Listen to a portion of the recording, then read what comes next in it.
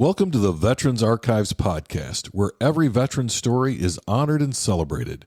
Join us as we delve into the rich histories and experiences of those who have served our nation. You can catch our podcast on all major podcast platforms, as well as every Wednesday at 2 p.m. Eastern Standard Time on Reads Across America Radio. At Veterans Archives, we believe your story matters. Visit our website at www.veteransarchives.org to explore more about our mission, discover resources for veterans, and stay updated on upcoming episodes. Connect with us on Facebook, Instagram, and LinkedIn to engage with our community. Subscribe, like, and share to spread awareness about our veteran stories.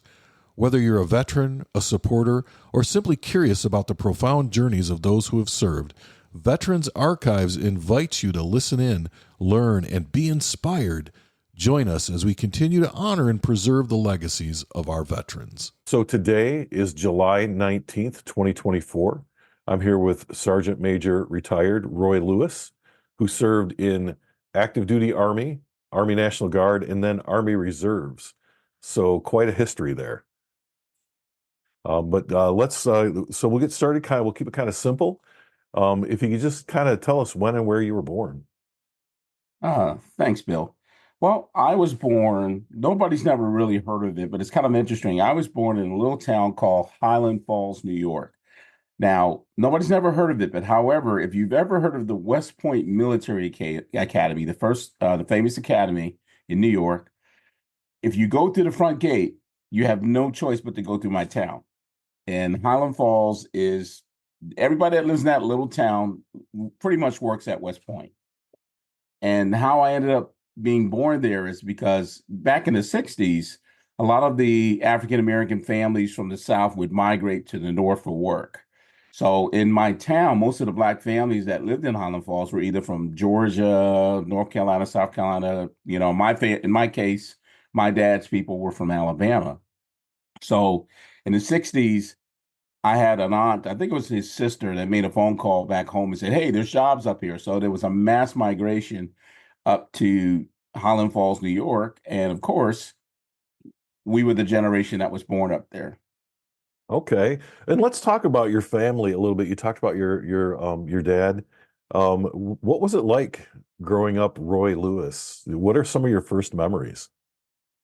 Well, I'm the oldest of 6 children. And it's funny thing about that.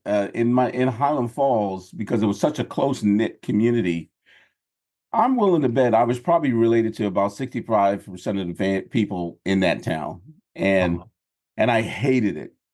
As my last name is Lewis, and I had my aunt that lived up on the hill. My cousins, my uncles lived around me, and a lot of times when I would go apply for a job or go to the post office or run an errand, and they say, "Who are you?" I said, "Oh, my name's Roy Lewis," and they're like, "Oh, I know your uncle, or somebody knows my uncle or my aunt or whatever." So I I guess I didn't have an identity crisis. It's just that later on in life, I realized that, you heard the old saying, it takes a village to raise a child, and that's pretty much true.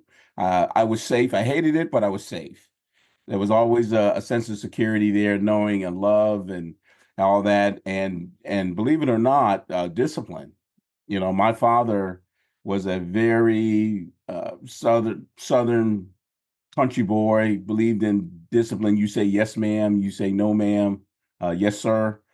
Hard work. He was a blue collar worker. Both my parents worked at West Point. So my mother worked in accounting. My dad worked in roads and grounds at West Point. And they were very strict about education, very strict about even going to church. My dad was, so to tell you how kind of structured he was. He would one thing I remembered about him, he would never let my brothers and I wear a clip-on tie for some reason. I don't know why that is, but I remember he made me stay in my room until I learned how to tie a Windsor knot. And here's the funny thing about it, Bill, is that when I graduated basic training, when we got our dress uniform, half the guys in my platoon didn't know how to tie a tie. So I made about $100 that day.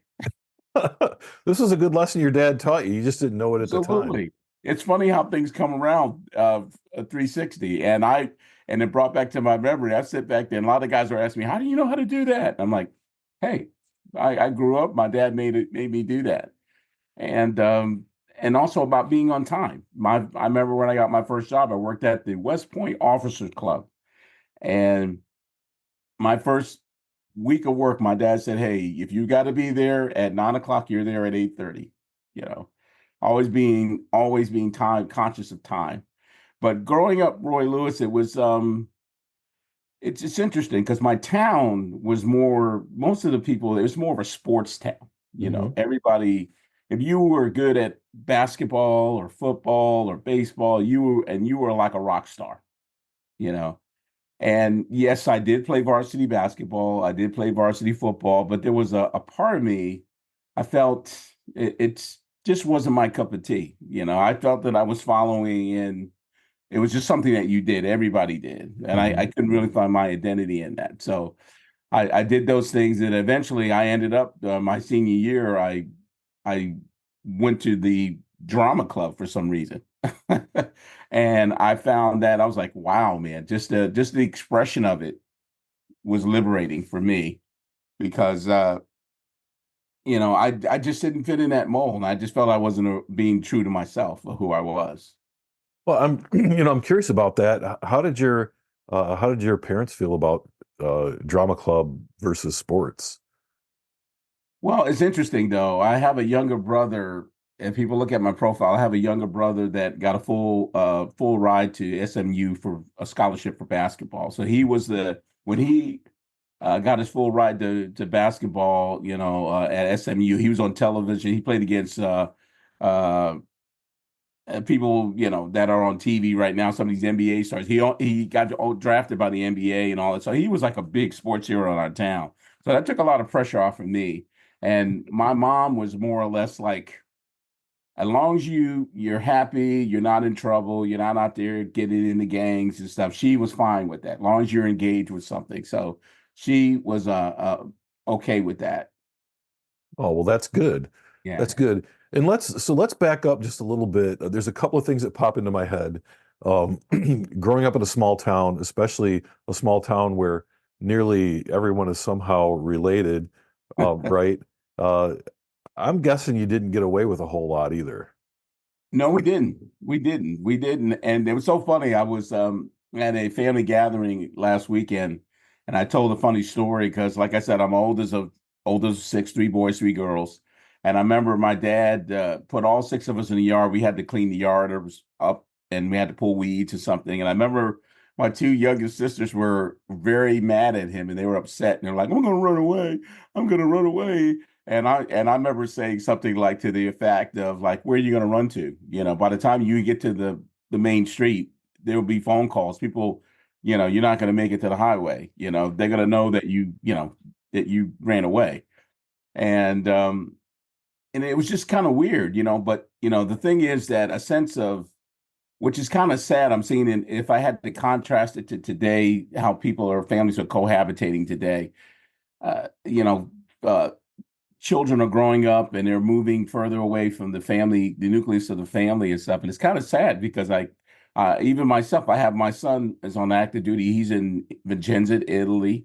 I have a Hmm. daughter and she's in Oklahoma City. So we're like in a big triangle. We're in North Carolina. And I kind of miss that. I really kind of miss the closeness of family because when I grew up, we had cookouts.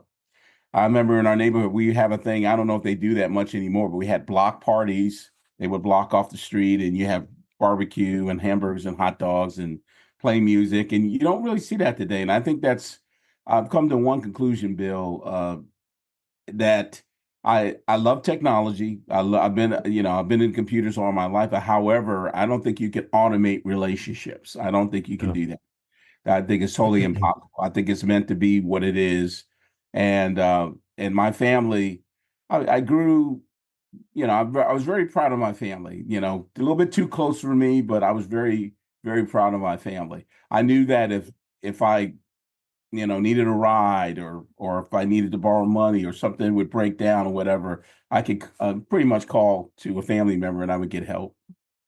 Yeah, there's a sense of community that we lose as we as we get apart. So you and I aren't sitting in the same room together, but at the Hmm. very least, we're sitting face to face. And Right. I think there's value in that as well. I want to talk a little bit more too about your your mother and your father. Hmm. Um, so if you could just kind of share, what's one of your best or favorite memories of your father? Let's take a quick break. Veterans Archives is a 501c3 nonprofit organization, and we rely on donations from our listeners. If you are enjoying these stories and would like to support our continued efforts, please go to www.veteransarchives.org and select the donate button. Thank you. My father, I wrote a book, and I'll mention it at the end of this series. I wrote a book called Broken Things, and I mentioned my dad in it, and I talked about his upbringing. He grew up one of five children in Montgomery, and not really in Alabama, but a little traffic light town called Fort Deposit, Alabama, which is about 30 minutes outside Montgomery. And my dad, he grew up in right smack dab in the middle of the civil rights movement. So he grew up. He didn't finish school. He started working at an early age at a young as a youngster, and and I remember we lost him about 6 years ago. But one time on a visit, he took me. I went got in his truck, and he took me around Montgomery and drove me around and gave me an actual history lesson Mhm. of what it was like growing up in Alabama. And I almost had tears in my eyes because I'm sitting here and I'm like, he would say that him and his friends would make money working at the golf course, and they would collect all the balls for the golfers and they would resell them. And I said, "Oh, that's pretty cool." And he said, after they would get off from work, they would take the back roads going home because for fear of just being, back in that time, you didn't want to get in trouble or lynched or whatever the case may be. And and I remember another memory I had of him that when we were living in New York, my dad worked very, very hard. I'm the oldest, so I've had a front seat pretty much to his life. But I remember he would always eat his dinner and he would never finish it. He would take the plate and put it in the oven. Mhm. And I would ask my mother, why does he do that? And my mom said that when he was a young boy, that he would, food was hard to come by, so he would eat it and just save his food for later on and stuff like because he grew up poor. And I was like, wow. And I remember also too that my dad would send me to the store. This is back in the day when kids could buy cigarettes. I remember. Yeah, my dad used to smoke. Both my parents used to smoke. And my dad used to smoke a pack of Marlboros. I remember that because I would choke in the car when he would scold me about something, smoking a cigarette. But he would ask me to get a pack of cigarettes and a comic book for some reason. And he loved not superhero comic books, but anything with westerns. He loves westerns. Uh-huh. And I asked my mom, I said, why does he read comic books? And my mom said that, he just his reading level is not really that great, but that's how he keeps up with his reading. And I remember you know, just just really being amazed by his fortitude, by that to be engaged. And I noticed about him that he never lacked for a friend. Me and my brothers and sisters, if they were on this call, they would say the same thing. He can walk into a Walmart and everybody would know him. He would engage himself with everybody. We're like, Dad, we got to go, and he's sitting here and we're like, Dad, who's that person? You know that person? Oh no, I just met him 2 minutes ago. And it says a lot about him because I see a lot of him in me, in my brothers and sisters, even in my children. But it's funny, Bill, about that question you asked about that. I was asked at a meeting one time, what is one of my fondest memories about my father and my family? And one of them is that when all eight of us, my mom, my dad, and all six kids were around the dining room table having dinner.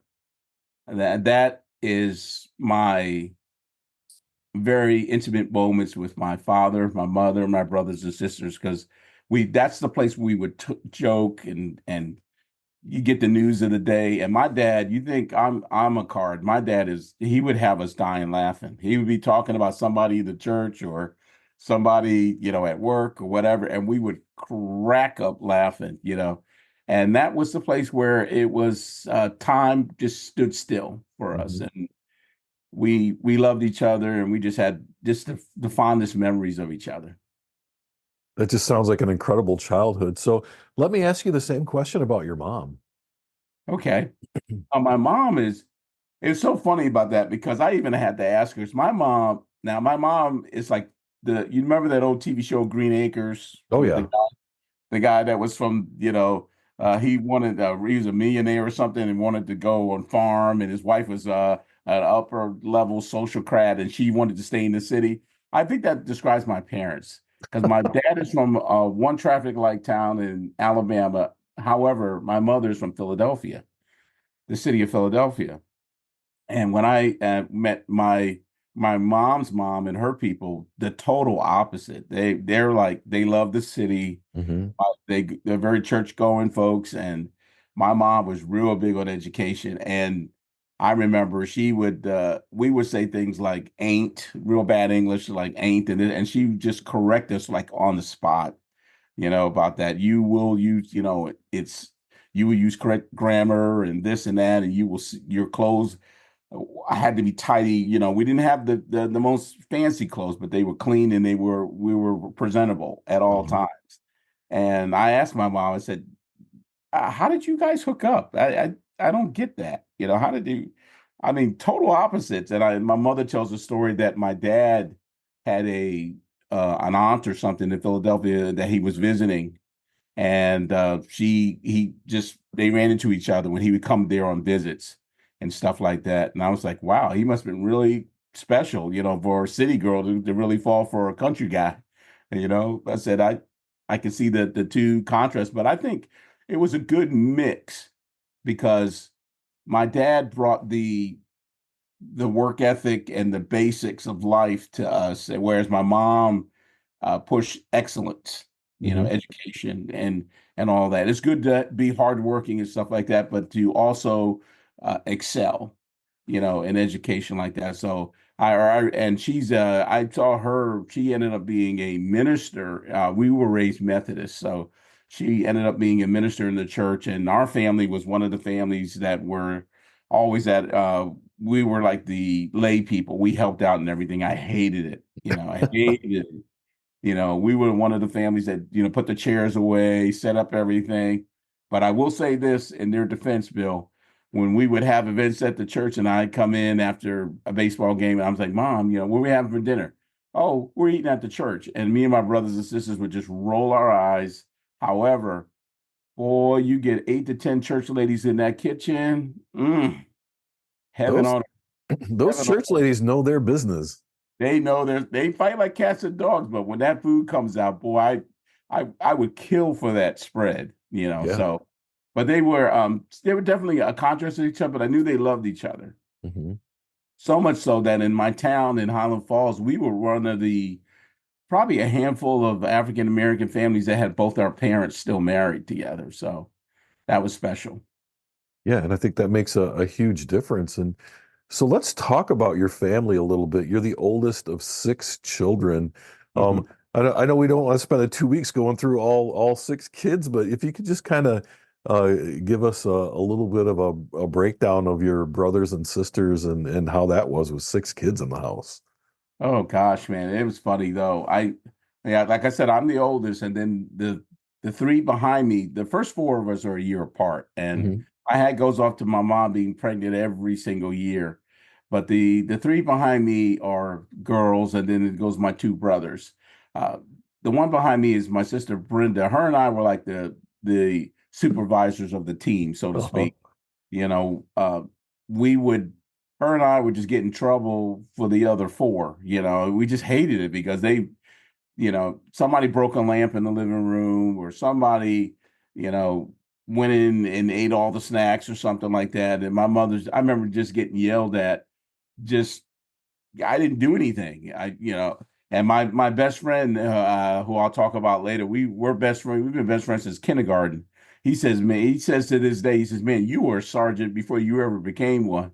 Because he said, I come over your house and you got the other five mopping and sweeping and, taking care of the house. And I explained to him, I said, because, my parents would come home and I have a hot date and the house had to be clean. So, this is before daycare. My mother, we had to take care of each other. So Yeah. me and my sister she was an incredible person, just very goal oriented. She was in a lot of sports. And then you have my middle sister, if I can kind of make note of, she passed away this uh, July 4th weekend. So Oh, I'm sorry for your loss. thank you. She was our middle sister, and she was pretty much I call her the hub of the family because it's funny though, everybody has grown up and gone to the four winds, but she's is the hub for communication Mhm. in the family. She's I call her the equalizer. So everybody kind of filters emotions and everything through her, and she was just an incredible person. Everybody liked her. Then comes my youngest sister, which I think all my siblings would agree. I love her, but her and my mom, she's this baby girl, so she's spoiled, just super spoiled. Her and my mom were just identically alike. So Uh-huh. she was kind of a little bit more on the spoiled side and stuff like that. And one of the first ones to get married. And then you have my younger brother I just mentioned earlier before the rock star. He was the basketball hero. I remember when when he was playing on TV, and they would see him play on TV and stuff. And when he would come home, my friends would come to my house, and everybody's lined up to go talk to him because they saw him play basketball. But he's funny. He's got a sense of humor. He still resides down. He's in coaching right now, so he's Mhm. down in Houston with his family and his three children. And then he got my youngest brother. He was the baby boy, and on the spoil side, but he tried college and everything, but he when he graduated school, he kind of stayed close to home, got a job at West Point and just kind of just worked and everything. But he had such a work it's funny though, Bill, he had such a work ethic that he was making adult wages at probably 18 or 17 or whatever, because he would come in the house and he have like all these sneakers, and he had a car that had like the latest stereo system in it, and we're all just working at McDonald's or something, barely getting by. And it's like, where are you making this money? But, but he and my dad were real close. So, he stuck close to my dad, and my dad hooked him up with a lot of let's say money making opportunities. I put it that way.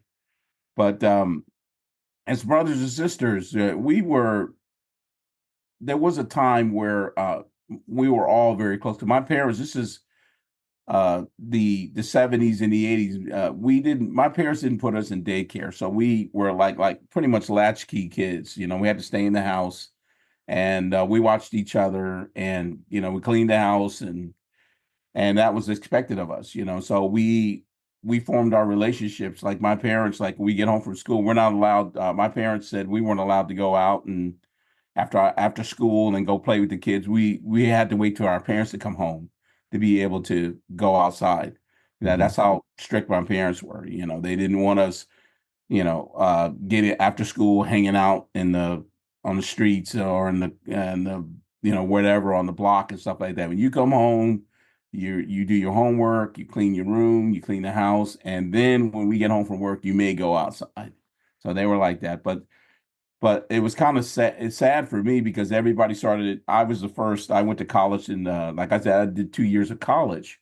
I was the first one to leave. Then my sister, one by one, everybody started branching out into what they wanted to do, and I know for me, I remember having this conversation with my brothers and sisters that I sat them all down and said, "Okay, you guys are all becoming adults now, and for growing up, I used to tell you what to do. I said, hey, I release you guys. I'm not going to tell you what to do anymore. I'm here for an advisor to be an advisor, but I'm not going to tell you you're getting husbands now and wives now. And you have my blessing, but I'm not going to tell you what to do anymore." And it was fun watching them grow up. Yeah. Yeah. It's so when you grow up in a tight-knit family like that, a tight-knit community like that, it seems like ultimately people do grow up and move out and kind of spread out. And um so as your family started doing that, um how did you stay in, or did you stay connected?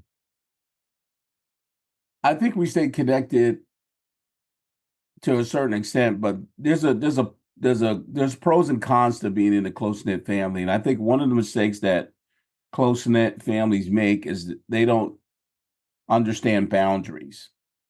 And I know my two sisters, my middle sister and my baby sister, were the first two to get married, and I remember, especially my younger sister, whenever she had problems with her husband, she would run home as if she was just like coming home to college or something, or if she had an option to go back home. And my sister, our other sister, her, internal problems with her husband was voiced all through our family. So, and you've heard the term blood is thicker than water. So people choose sides in those moments.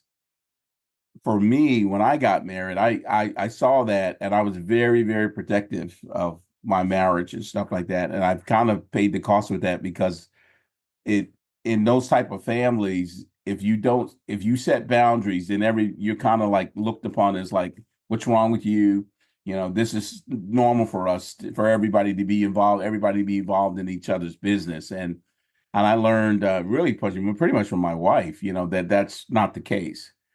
But growing up, it's just it was hard, just seeing everybody grow up and their challenges. But for me, I knew I had to let them grow. I had to, I now granted there's there were times in my history where I helped siblings out if they needed money or they needed stuff like that, but I kept a distance, not to get involved into that kind of thing, because they had to grow, they had to and develop as individuals, and they can't do that. I give you an example of what I'm talking about. Like, I had a conversation with my sister. I said, "Hey, when I come to your house, you're my sister, but I can't like walk in your house and go to your refrigerator and start making a sandwich." Right. Right. Because I'm going to disrespect your husband. I'm going to disrespect your family by doing that. So the way I show respect is I come in and I call first and ask if I can be invited, and do the necessary steps to reestablish our relationship. I said our relationship changes now. Yes, I'm still your brother. I still love you, but now you are a wife, or you're a husband, you're a mom, you're a dad, and they need you now. They're at the top of the chain for your attention right now, and that's appropriate. Yes. Yep, absolutely. So I want to jump forward a little bit now. We kind of talked a little bit about high school, and then you said you went to college for a couple of years. What was high school like, and then what was like, what were you looking to accomplish at college? Well, high school, when I look back on it, high school for me, I was kind of an average student, and I, education wasn't really important. I just sometimes, and this might be even true today, a lot of schools are just pushing kids through Mhm. and just getting through it. And like I said, do, I did make varsity basketball, I did make varsity football, but it was just kind of like, I just felt like, I'm just going through the changes, just going through the motions. That's what I was looking for. Mhm. Going through the motions, just going through the motions, and you have the peer pressure. If you wanted to be, the thing I hated was peer pressure. Was just, if you wanted to be acknowledged in any kind of way, you did everything the kids did. You did everything. You wore the cool clothes. You wore the sneakers. You wore your haircut a certain way just to get acknowledged. And my town, again, being so small, I wanted to have a girlfriend. I tried several times, but it's so funny though, in that small town, and people that are listening to this broadcast would agree with me, that a lot of the kids you grow up with, we all went to elementary school together, then we went to middle school together, and then we went to high school. And I remember one young lady I had a big crush on. We grew up together, but she would never give me a chance to date her, and I now understand why, because if anything, I'm probably like her brother. If anything, she probably saw me as that. But it just stifled. It just was no growth for individualism in my town. I just think you just had to follow As long as you followed that track, you were okay. But it wasn't until like college, and I can tell you how I ended up going to school in Massachusetts. Part of my story is that in the summers, my parents, we had relatives in Boston, Mhm. and we would go, my mom and dad, and all six of us, we go visit my aunt and uncle in Boston for the summer. And I remember there was one summer, I was 16, we were headed back to New York, and I was just joking around. And I told my mom, I said, can I stay the summer? And my mother asked my auntie, "Can he stay?" And she said, "Oh yeah, sure," because they didn't have any kids. They were married. She had a husband, didn't have any kids. So my auntie said, "Say yeah." She said, "Sure." Bill, I was supposed to stay 2 weeks. I stayed the whole entire summer in Boston, Yeah. and I did that for 3 years in a row. And I fell in love with Boston. That's my second home. And I lived in the Dorchester section of Boston near Roxbury, and I loved it. However, my only pet peeve about Boston is when I was uh, again at that age, I used to walk around my Yankee cap in Boston with That's my probably Yankee that's cap. probably not a good thing to do. No, it's not. But I think back, like those kids would pick on me. I was skinny. I look like JJ on Good Times. I was skinny back then. But I would wear my because the Yankees was my team. I wear my ball cap. I didn't think anything. I didn't know anything about the rival or anything. So these kids would push me around or whatever. And I still hate the Red Sox. I don't like the Red Sox. I don't like the Patriots. I don't like the Celtics or anything. But I grew up there. 3 years of my last year, the 3 years of my high school years, and I had my first little puppy love, Uh-huh. and I would go back every year. And when it came time for me to pick a college, my mom said, "Where you want to go to school?" I said, "I want to go to school in Boston. I want to go to school." I was all Boston. Uh-huh. However, my grades weren't good enough for Boston College or University of Massachusetts. All right, Massachusetts has all those schools up there, but my grades were like in the toilet. But my guidance counselor in high school found a junior college just outside Boston called Dean Junior College. It's called Dean College now because they switched from 2 year curriculum to a 4 year curriculum now. So, and he says, there's a school called Dean. You want to go? I said, sure. If it gets me to Boston, I'll take it. And I got accepted. And my major was, believe it or not, I tell people my major was music, theater, and dance. Dance. Okay. Yeah. And a lot of people crack up laughing at that. They say, well, how did your dad accept you being a dancer? I said, hey, as long as he got me my tights and my outfits and all my workout gear, I don't care. Again, like my parents, just like, long as you're going to college, you're engaged, I don't care. So I went up there, and the sad thing about it, I don't think I ever told my parents this, but the night I was supposed to leave for college, bags are all packed, ready to go. My girlfriend calls me and she breaks up with me on the, Oh, and boy, my heart just sank. My heart just sank. And my mom's got, my bags are already packed. Tuition's paid, all ready to go. And I'm sitting in the back of the car. We're driving up to Boston to Dean College, and I didn't have the heart to tell my parents I didn't want to go. I lost the love of my life, my little puppy love. I right. didn't want to go, but I kept it to myself. I sucked it up, and I went to the campus. And long story short, that's where I met my wife. That's where I All met my things happen for a reason, right? And yeah, I met her. Well, I made the school musical play that year, Uh-huh. and my wife was in the same show. And we were in a few. Her major was music therapy, so we had a few classes together. And the way she tells it, I can hear her right now standing behind me. We had one class together called music theory together, and she says, when I walked in, she just said, "Oh, you had your baseball cap on. You're like arrogant. You just really thought you were all that." And you didn't know me, Bill, but I had a little bit of a thick New York accent. I sound like Tony Soprano. You know, Okay. I had my coffee, my non-dairy cream in it. You know what I mean? So college kind of smoothed that accent out a little bit. So Uh-huh. But she's just saying, "Oh gosh, I saw you, and you didn't have any paper or anything, like you weren't prepared." And I'm like, "Okay, whatever." But it's funny though. Our relationship began out of just friendship. We just went to school, and then all of a sudden we were in the same classes. We did homework together, went to lunch together, breakfast together, and then the rest is history. We just found out like, oh, we like each other, you know. So Uh-huh.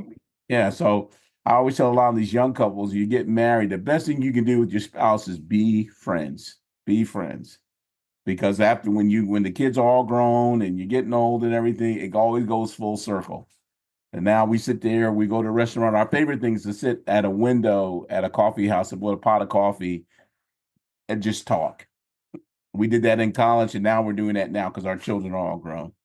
Well, that's, I think that's important when you talk about marriage is that you're right. Like when all the kids are gone and out of the house, if you haven't maintained that friendship, you're sitting across the table from a stranger. Yeah, absolutely. I was at my men's group this week, and they were talking about that.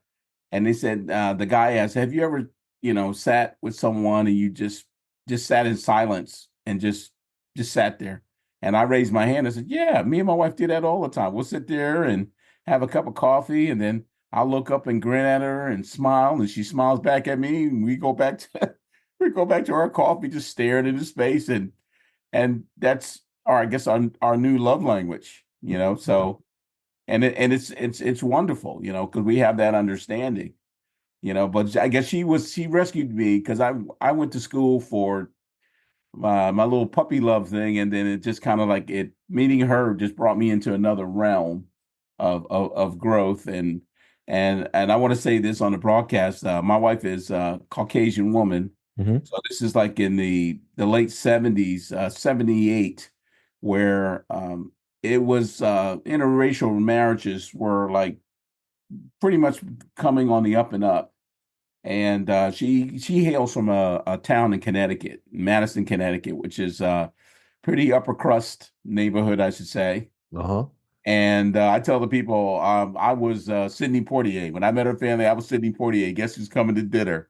Oh my And gosh, I got to stop you there for just a second because when you're describing this, I uh, was just about to ask you, is this like a guess who's coming to dinner kind of thing? exactly, That's too funny. exactly, yeah, exactly. And I told people, I said, and I got tons of story. I hope stories I can share about how I met my in-laws and stuff. And she was so afraid to tell her parents that she liked me, Uh-huh. and but it's funny though how God works things out because like I said, we were in shows together.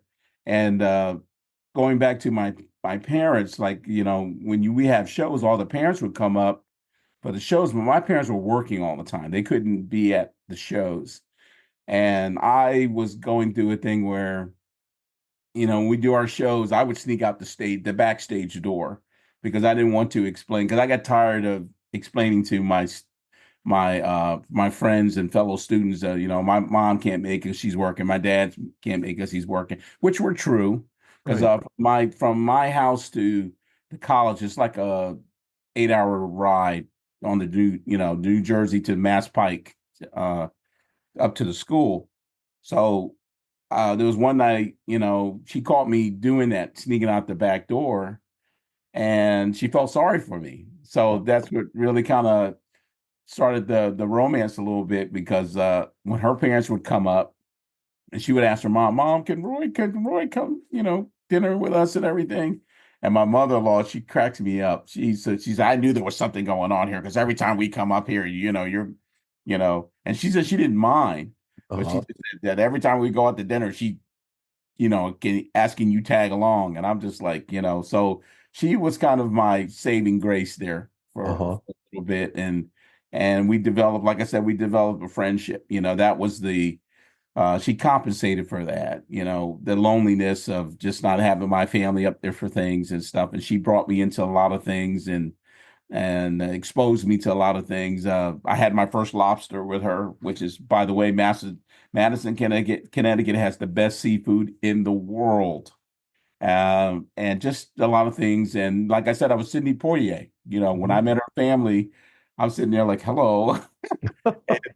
hello, I this and that. And when we decided to get married, another pivotal moment when her dad called me into the living room, he asked me the question, and he knew that we were really growing close. And he asked me, he says, what do you think about this interracial thing, with my daughter? How do you feel about that? And I think I remember saying something like, sir, I love your daughter very, very much, and we've grown close together. And I said, I'm just trying to be successful in life, and I will take care of her, and I love her. And I said, that's my main focus, is to be a success in life. And I think that said something like that. And I remember my father-in-law, he just said, okay, sounds good. And that was it. So I was sweating bullets, boy, sitting there because I'm just like, this guy, yeah, I'm in theater. Like, that's a big job career boost, that's gonna Right. make a lot of money.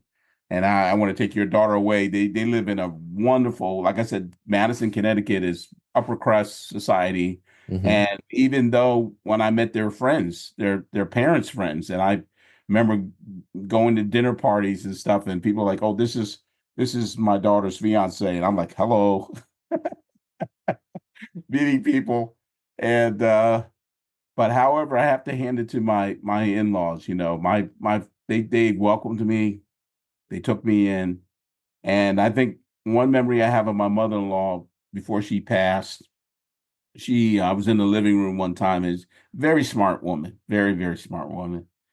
And she pulled me to the side. She said, Roy, if I ever made you feel uncomfortable, I apologize. And I said, no, Mom, you've never made me feel uncomfortable. And I said, well, why are you saying that? She says, well, she went on to say that I grew up in an Irish Catholic neighborhood in Connecticut, and back in those times, our people were on one side of the road, your people on one side of the road. And she says, when I was a little girl, I used to walk past this, black church, and they had the gospel music, and it sounded so good. I wanted to go in there. I said, Mom, you should have went in there. We would have gave you a tambourine, you know. That's right.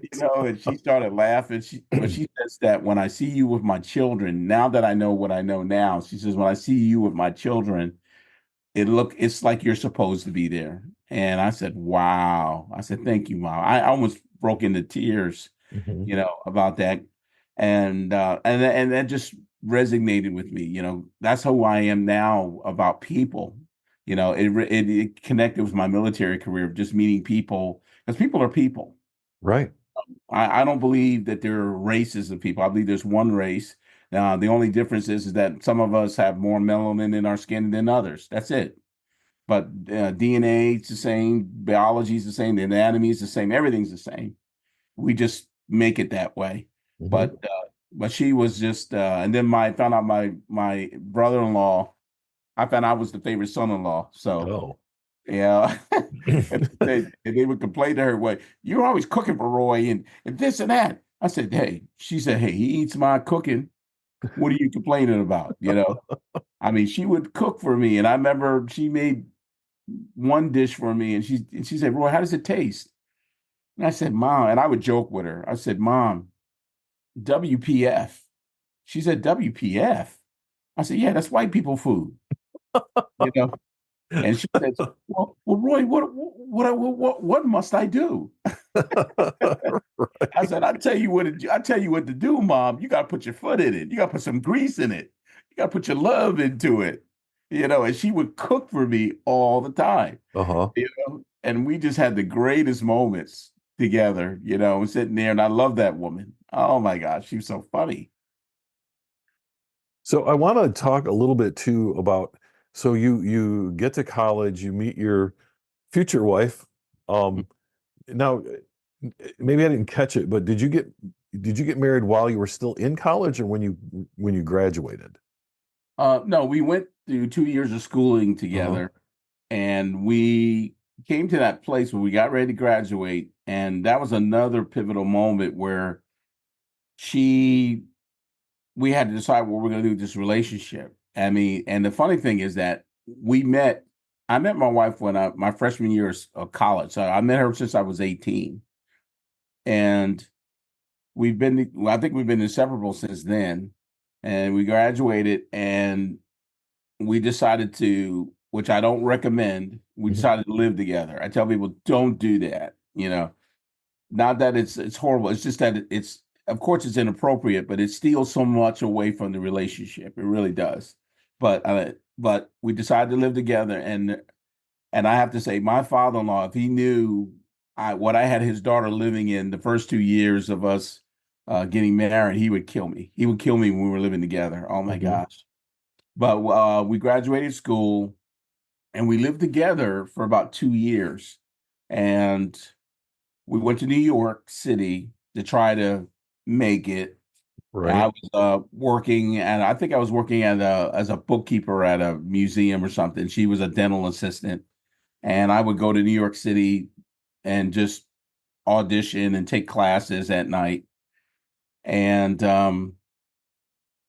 she became a Christian, and she came in one night and she said, "Hey, I believe God. This is not the way God wants us to live. We need to get married. Either we're going to get married or I'm going back home." And of course, I knew I loved her. Women always got it together. Women always got it. Us guys, we're always last one to get on the train. Oh yeah. Yeah. Yeah, and yeah, and I realized that I loved her, and I said, okay, we got married, and believe it or not, we got married in Highland Falls, Uh-huh. and my reception was on West Point Military Academy. Believe it or not. So, Well, not a lot of people can say that, yeah, well, my mom had connections. right? My parents had connections, so we got married in the church that I grew up in Highland Falls, and then we had the reception in West Point, Uh-huh. and we got married, and so after we got married, I decided I remember I had an epiphany. I just came out of a class in New York City, and I just realized I said, entertainment. I don't think I want to do this anymore. Not that I couldn't do it. I just kind of knew that I don't want to do this anymore. And I realized because first of all, anybody would tell you in the entertainment field, you can't have a wife or a girlfriend, which I had a wife, and you can't have a car. I had a car. You can't even have like a permanent residence, which I did. Uh-huh. Because in the entertainment field, anybody would tell you if you make it at a young age, you are very, very fortunate if you make it at a young age. But a lot of these actors and actresses, they're playing parts of people in their 30s when they're really actually in their 40s, their late 40s or 50s. And it's a tough life. Yeah, it looks like they're making lots of money, but you got to do it's really hard. It's really, really hard, and you got to be really fortunate. So my wife said, "Well, what do you want to do?" And I said, "Let me, I grew. You got to remember, Bill. My impression of the military was West Point. Right. I was, when I said, let me think about this military, because the reason why I had a resistance at first to the military, because I was 8 years old, and we remember to go pick my dad up at work on West Point on his job, and I remember this busload of freshmen coming in, and they would get off the bus, and these upperclassmen came out of nowhere and started chewing these kids out. And I'm like, oh my gosh, who would ever sign up for this? This is ridiculous. I'm Right. not, this is the military. I don't want any part of this. So when I thought about considering the military, I was like, oh boy, that was my impression of the military. So I decided to go down to the recruiter's office, and lo and behold, I'm on a bus going to Fort Dix before I know it. And part of that story is my best friend, who we are still friends to this day. We were supposed to go on the buddy, they have that buddy program. Oh yes. I Yeah. know what you're talking And about. right, yeah. And he was supposed to go with me, but he pulled out the last minute. And I was so mad at him, so mad at him. And I said, but I knew I had to do this. So I joined, and I remember getting on that bus, and they don't tell you the whole story because you bring you on a bus and you go to reception station. Again, they were nice to me, and I said, "Oh, this." I remember calling my wife. I said, "This is basic training. Oh, this is nice. You got hamburgers, cheeseburgers, and you get to sleep in." I said, "Oh." My wife said, "How's basic training?" I said, "Oh, I love it. This is great." Not knowing I was at the reception station. So I got in the reception station, got my shots, got everything. Everything's great. And I remember some colonel came out and gave a speech. Welcome to the United States Army, and And gentlemen, go through that door and begin your basic training. Oh my gosh, Bill, I remember going through that door and the biggest guys I've ever saw in my life screaming and yelling at us. And I don't know if you remember the old cattle cars. Oh, yes. You remember Oh, that? I don't yes. think they I make spent a them lot of anymore. time in cattle cars. Yeah, and the cattle cars. I think a lot of new soldiers don't have that experience, but you're screaming at us. We're bumping into each other. We're jumping into the cattle cars and stepping all over each other, scared to death. And I'm sitting there going like, "Oh my gosh, I just threw my life away." And I remember my first formation standing out there like, "Oh, what did I do? What did I do?" And not knowing that it was the best decision of my life. So went to basic at Fort Dix in 1982. There was only a few of us that were in our 20s. Mostly as you know, everybody's in their like high school age and Oh, yeah. stuff. They called us the old men, but I enlisted at 22 and married at that too. So, and I sent my wife back to her parents, let me go finish basic training and all that. And I remember when just before graduation, she came down to see me, and the drill sergeant let her visit me, and she looked at me. She said, "What did they do to you?" I dropped like 30 pounds, and I remember we're walking on the campus or whatever, and she said, "Hold my hand." And I just like I thought it was a drill sergeant behind every bush. You Right? know? I said, "I'm not gonna hold your hand," you know. But we got through it, and that was my initial entry into the military, you know. And I'm so glad I did it. You know, I ended up I started being a squad leader, and I ended up being a platoon leader at the end of a cycle. So it was Well, great. so what was your job in the Army? What was your MOS, and where did you go to AIT and all that stuff? Well, my MOS, like I said, I was a bookkeeper in civilian life. So I remember sitting down with the recruiter and he's like, ask me, what do you want to do? I don't know. You know, I don't have a clue. When you look in that book, you don't know what those things mean. I Right. said anything that's got accounting in it. And back in the day, it was called 76 Papa, Material Control and Accounting Specialist. And I said, okay, sign me up for that. Not knowing in layman's terms, supply. Right. Supply is They write supply. they write those descriptions so they sound just so amazing, right? And then you Yeah, get because there, it's like, oh, yeah, they sound like I'm doing something really important. Because the people say, what do you do in the military? I'm a material control and accounting specialist. That's what I do. And those that know it, like, oh yeah, he's doing supply. He's doing supply. And I signed up for that, and when I completed basic training, I went to Fort Lee, Virginia, and went up there. And thank goodness the course was self-paced. So at that time, I don't know if it is now, but now it's called, I think it's 92 Alpha now, mhm. 92 Alpha. And went up there and for logistics school and graduated there. And at that time, I was like so homesick for my wife because I remember we got ready to graduate, and I remember the NCO came out there. Okay, gentlemen, guys, you gotta don't, if you're married, you should really just go down to your duty station and then send for your wife. And me and my wife did something crazy, Bill. I said, I was so homesick for my wife. I said, get on the plane. We're gonna fly down to Fort Bliss ourselves. And I never forget it was an evening flight. We were both of us was terrified. We got on the plane, go to the Fort Bliss. I'm reporting to duty. We didn't have a car. We didn't know what we were going to do. And we got to Fort Bliss and we checked in at the guest house. Mhm. And I remember my wife was so nervous, she threw up in the bathroom. I'm sitting there going like, oh my gosh, And then when the sun came up, I realized the airport's right across the street from the post. And I was like, okay. However, and then I took cabs and I reported to my unit, and immediately the military culture just embraced us. I mean, I didn't have a car, so I had rides to work. We lived off post for a little bit. They got us set up for our apartment. We were able to just really relatively quickly set up housekeeping and everything and just settle in.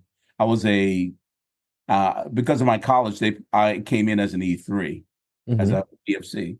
And my unit, my platoon sergeant was really cool. And the funny thing is, God bless us, my platoon sergeant, never forget him, Sergeant Lewis. We had the same last name, Sergeant Lewis.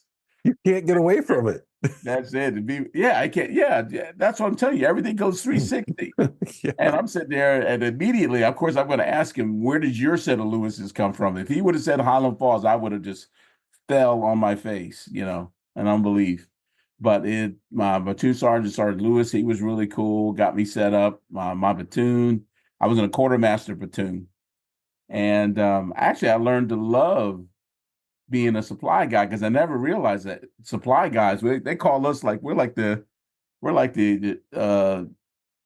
I guess they call them we're like the drug dealers of the military. We sit back here. If you got 4 blankets and I got 5 canteens, you need one. We just swap, you know, and trade and everything. And when I was in quartermaster school, they said, "Hey, your job is beans, bullets, and mail. So you take care of those 3 things, you're good to go."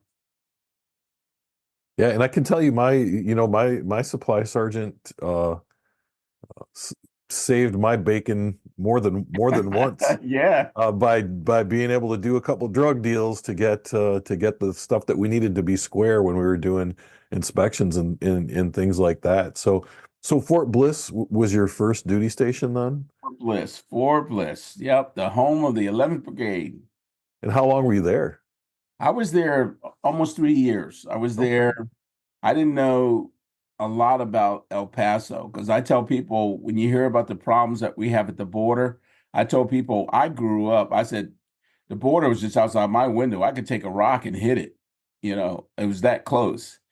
But Fort Bliss, I went down there for Sergeant Major's Academy as well. Hmm. And El Paso just kind of it's out there in the desert. It's got that big mountain out there. So if you're ever lost, you just follow the mountain. But El Paso, when I was there for 3 years, I had my brother. He was that time he was in Houston. And they're like, "Hey, come over." I'm like, "Yeah, okay." By car, it's like almost 10 hours. Yeah. Texas is a gigantic state, so you have to maneuver around really by plane. It's so big. Hmm. But however, I was El Paso bordered the Mexican border, so they don't do it much anymore. But back in that time, we were allowed to cross the border to go there for lunch, and oh my goodness, the real Mexican food is off the chain, off the chain. We would go down there and fresh tortillas and real Mexican food. It doesn't compare to what's here in the States. If you think Taco Bell's good, you haven't had Mexican food, real Mexican food. Yeah, I couldn't agree more. My Yeah. my brother-in-law is from Mexico, and whenever he cooks for us, Oh, it's amazing. Absolutely incredible. amazing. Yeah. Oh my gosh, it's so good. And we go over there and do shopping and this and that. And I think the town's called Juarez. Hmm. And just the Mexican people are really nice. And it's kind of interesting though, because now my daughter-in-law's from Puerto Rico. So now I'm learning Spanish, just all the culture and stuff like that. So I've got a little bit of a head start on that. But when I did my 3 years down there, when I got time for me to get discharged, we were thinking about staying down there at one time. I was thinking about maybe getting a job with the Border Patrol or Hmm. something down there, but that's a dangerous job. But we loved El Paso because another benefit was that when we had time off, if you go continue west on I-5, you can hit LA in about 10 hours, I think. 10 or 11 hours. So we would go there sometimes for trips to go. We've been to New Mexico was gorgeous. A lot of people don't, New Mexico is not in the news a lot, but it's a beautiful place. Mexico, Arizona, beautiful. I never went to Nevada, but California, we spent a lot of time in California. Or if you go further up north, a lot of soldiers would go. I think it's only 6 hours of Colorado to go skiing, stuff like that. It's actually you wouldn't know it, but it's actually a pretty good spot if you want to go do a bunch of other things then. Yeah, it is. It really is. It really is. It's a beautiful place, and it's more the heat is more of a dry heat, Hmm. so it's not so much a humid heat. But only my only qualms about El Paso. It was kind of like out there. As like I said, when I went to 2007, I went to 17. I went to the Sergeant Major's Academy, and Fort Bliss.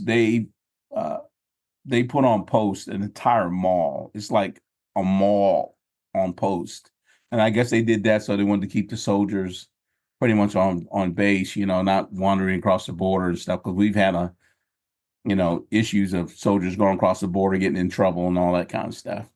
Oh yeah, yeah. Yeah. So you did one tour of duty. So you went to basic, you did your AIT, you go to Fort Bliss. So did you discharge from the active duty out of Fort Bliss then? Yeah, pretty much, Bill. My decision to resign from the active duty really came when I went to a job fair. Uh-huh. When I was on active duty, I went to school at night, and I started getting into uh, computer technology. I started getting into that. I started going to school at night, learning about computer information systems and all that, and studying it at night. And it's so funny though. I had an opportunity. There was a captain I met. Uh, he was going to give me an opportunity to transfer into his unit. I think the MOS is called 74 Fox, which is computer programmer. Hmm. And he had it all set up for me. But this crazy first sergeant we had, the captain said, "I'm gonna call your unit, see if I can get clearance to transfer you over." Well, this crazy first sergeant we had intercepted that call and told the captain, "No, no, we're not going to release Lewis," without consulting our commander. Right. And I saw the captain. I said, "Hey, what's going on? I mean, where's my transfer?" He says, "Well, I talked to your first sergeant." He said, "No." And boy, I was hot. Boy, I was hot at that. And I went and complained, and the commander said, "I would have approved it." That's the funny thing. He said, "If I would have got that call, I would have approved your transfer." But by that time, the opportunity went away. But however, I went to a job fair, and this is the truth. I went to a job fair, and I put out some resumes, and there was a table set up by the CIA. So just for kicks and giggles, I just threw a resume on the table and just walked away. And Bill, while I was still on active duty, I got a call from the CIA wanting, or well, actually a letter. It comes with a letter, then followed up by a call that we Mhm. like to interview you. And I'm like, really?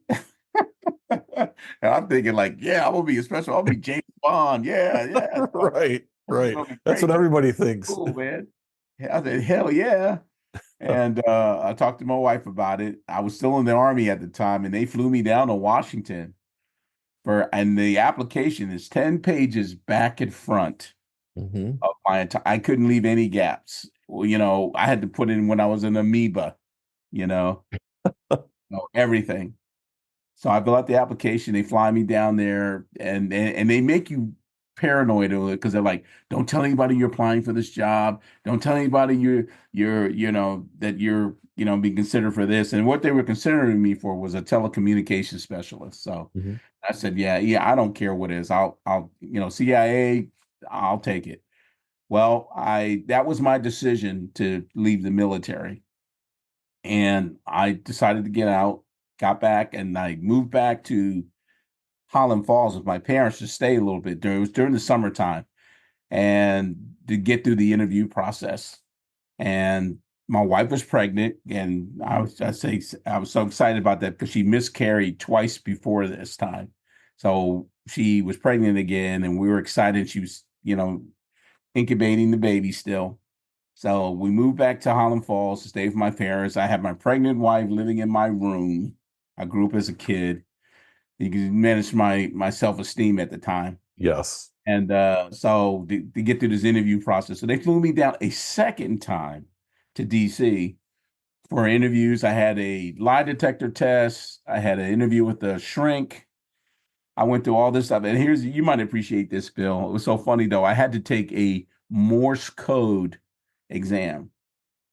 And I went in there with like 30 guys, and I put the headphones on so you would hear a beep, which is an I, a Right. pop, which is an N, and a whoosh or something that was a T. And they give you those three sounds. So they hit the button, I hear I'm going real good. Beep, bop, beep. I'm filling out the thing, circling the test paper. Right. All of a sudden, the thing speeds up 100 miles an hour. And I'm on question 25. The tape is like on question 65. And I'm going, oh my gosh, what? So, being a good soldier, I just closed my eyes and filled it out any old way I can. Oh no. Oh no. So we went back into the lobby. They filtered us back into the lobby. So they called our names one by one. And as each guy went in and he'd come out, and the guy would come out, and we were like, hey man, what happened? And every guy would say, no, they told me to go home. I'm done. That's it. So one by one, everybody's going in, coming out, going home. And I hear, Lewis. I said, and I remember, and I turned to the guys. I said, well, let me go get my rejection. So I went in there. And the guy said, have a seat. I said, have a seat. What are you talking about? He says, have a seat. You passed. How did that Okay. happen? How does that happen? I felt like Forrest Gump. I said, this is in the bag, man. So I sat down and went through another series of tests and all this other kind of stuff. So they sent me back home to wait for the results. So we spent the whole entire summer of 1986 at my parents' house with my pregnant wife. And then my unemployment ran out, and I'm sitting there. So I had to go get a job. So I sent my wife back to her parents. And I'm sitting waiting and waiting. And then all of a sudden, my father-in-law calls me on the phone. He says, hey, you got a letter from CIA here. You want me to open it? I said, yeah, sure. And he opens it, and it was a Dear John letter. Thank you for applying, this and that. And Bill, I think that is one of the greatest moments in my life. I was super, super disappointed. I was so angry. I was angry at God. I was angry at the world. And I'm sitting here. These people took up almost 3 months of my entire life going through their interview process. I passed the lie detector test. I passed the shrink. And Lord knows I passed that Morse code test. Right. You know, how could I have not gotten this job? And then when I got the letter, I called the CIA, like I'm like, they're going to take my call, right? Right. And I'm sitting there going, like, trying to get some explanation of what happened.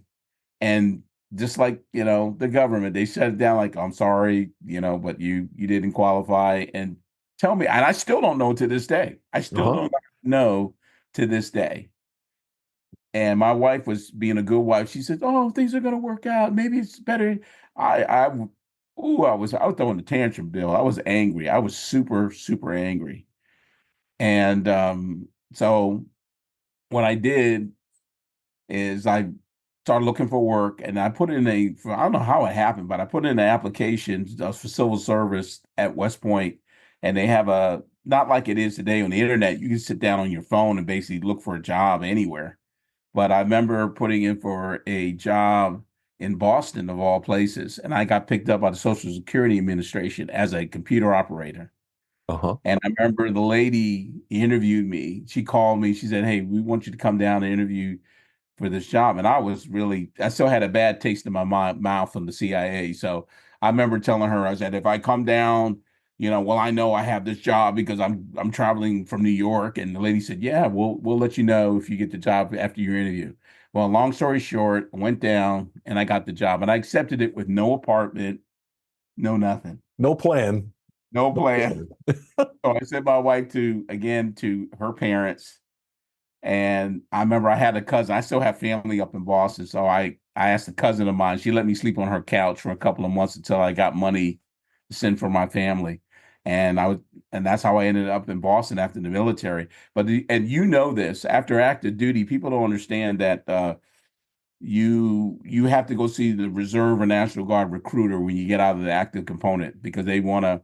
Their ideology is that soldiers that have been in boots, keep you in boots. Right. served in reserve or National Guard. So that's how I joined the Massachusetts National Guard. Well, After, and one thing I don't think a lot of people understand either is that if you do a 3-year stint, right, there's Mhm. still this inactive reserve obligation at the end of that contract. And so I think a lot of times the Guard and Reserve are like, hey, you still have this obligation. Why not get paid for it? You know? Yeah, and I had to explain. I didn't quite understand that myself as well until they had the call up for Desert Shield. Because I, Mhm. as a drill instructor, and I'll go into that story later on how I became a drill sergeant. But when they're calling up people, you're right. People that did 2 years active or 3 years active or 4 years, they didn't realize that they had that extra.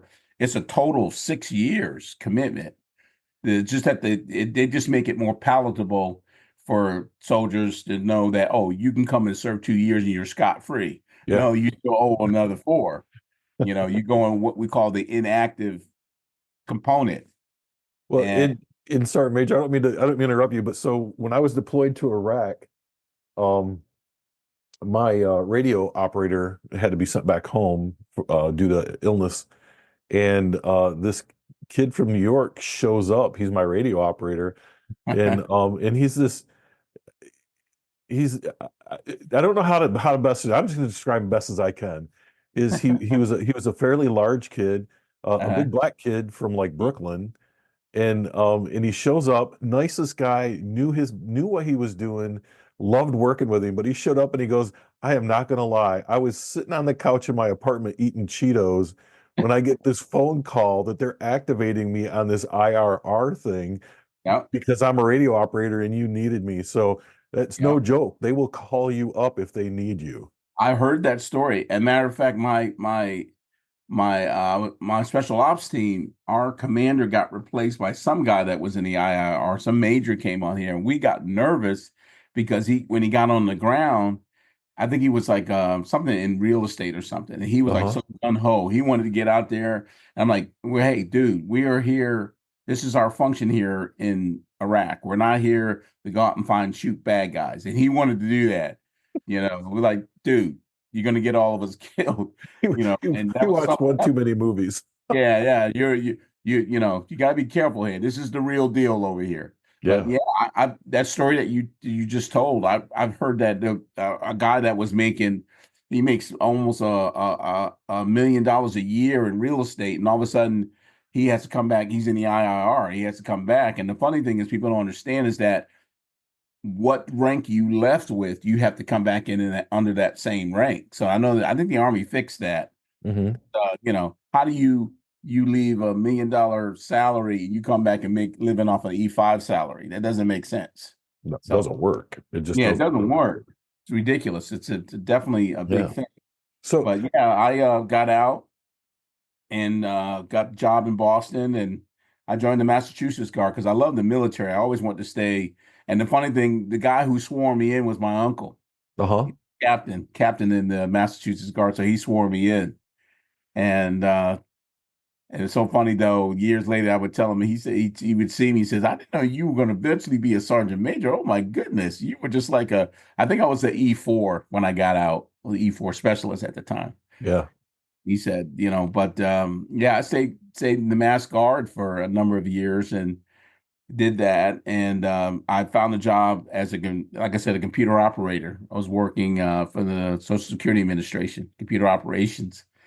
And then I left that job and went to another company, a civilian company, as a computer operator, and worked there for about a year. And all of a sudden, for some reason, they decided to close their data center in Boston. And they said, "Hey guys, we're going to close our data center. However, our headquarters are in Columbia, South Carolina. So if you want a job, you're welcome to do that." And by that time, we had our second child Hmm. living in Boston. And if anybody knows anything about Massachusetts altogether, really Boston, it's super expensive, just really super expensive to raise a family there. So when I mentioned it to my wife, I said, "Hey, what do you think about the Carolinas?" And she was like, "Hey, I don't care." So I had to put a packet in through the Massachusetts National Guard to join the South Carolina National Guard. Right. And they took it, and I transferred. So I transferred with my job, and I transferred with the Guard down to the South Carolina Guard. And we moved down to South Carolina and stayed there. Wow. That's a lot. I mean, that's kind of a woof. You were kind of all over. Yeah, it was. So the good thing is that me and my wife, we look back and we count our blessings that, we always play the game of like, what happened if we would have stayed in New York? If what would have been the circumstances if we didn't move, or like what would be different if we stayed in El Paso? We always play that game. Oh, But I yeah. think that God has given us a healthy appetite, courage, because I'm not going to say it's easy. Yeah, I mean, yeah, there were times we were just terrified. Like I said, when we told the story, we went to Fort Bliss, we were scared to death, Hmm. and or just leaving the army. That was because I was even that culture. Because my son right now, he's active duty, but he's done 17 years, and we're having conversations now. I told him, I said, hey, guy, time's coming where those hour-and-a-half lunches are going to go away. You Yeah. know, those training holidays when you get three, how the military connects those 3-day weekends or 4-day weekends together. Oh, That yes. go away. Yeah. It I said, changes. It changes when real you world, man. leave that cocoon of the military. It really Yeah. does. And I told my son, even his commander said when he got to, because he went to Germany first and then he went to Italy, but his commander said, "Okay, guys, welcome to Europe. This is going to be a nice vacation for you. I mean, assignment for you. You know, uh, while you're over here." And they got it made. The military life is it's very nice. It's now no surprises. Very comfortable. Good thing is we take care of each other Yeah. and we watch out for the families. But however, there's going to come a time you're going to come back to the real world, and the real world is not like that. Because I mean, let's face it, Bill. I did 36 years. I think they had to kick me out. I probably would have stayed if they if they told me I could stay another 10 years. I probably would stay Yeah. and complain the whole time. You know how we do. Yeah. No, You know. I'm with you. I have a very similar Yeah. experience with that. So, Yeah. but so you get down to South Carolina, you're allowed to join the South Carolina National Guard, is what I'm hearing. Yeah, I joined the Okay. 742nd Maintenance Company. They're still active to this day. A lot of people don't know that in the National Guard system, there are several states that have a good reputation. Their guard system Hmm. has a great system, like Georgia is one. I think California is one. Iowa is another one, and South Carolina is one. Uh, our maintenance company, and I mean, when I moved down there, I was almost getting deployed or called on active duty almost on a yearly basis. We Hmm. had a good reputation because the stigma with the National Guard. I've heard it do. So many active duty guys say they don't like working with the guard because certain guard units they show up, they're not prepared. Some of the soldiers are not physically fit. They're not, professional and stuff like that. But our unit, we got high marks whenever we got called to active duty. That when we showed up, we were ready to go. Ready to. We look like soldiers, behave like soldiers. We're professional at all times. So 742nd was always asked by name by the active component to serve, and that really spoke volumes to us. So, when I moved down there, I really felt comfortable with that. Now, however, being in the guard, and you can attest to this as well, Bill, that to get promoted, you have to wait for people to die for crying out loud. That is no lie.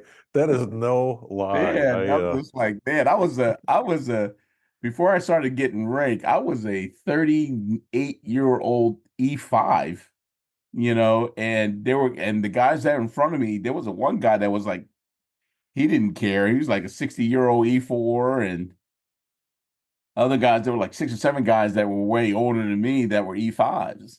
Well, And you gotta wait for people to die.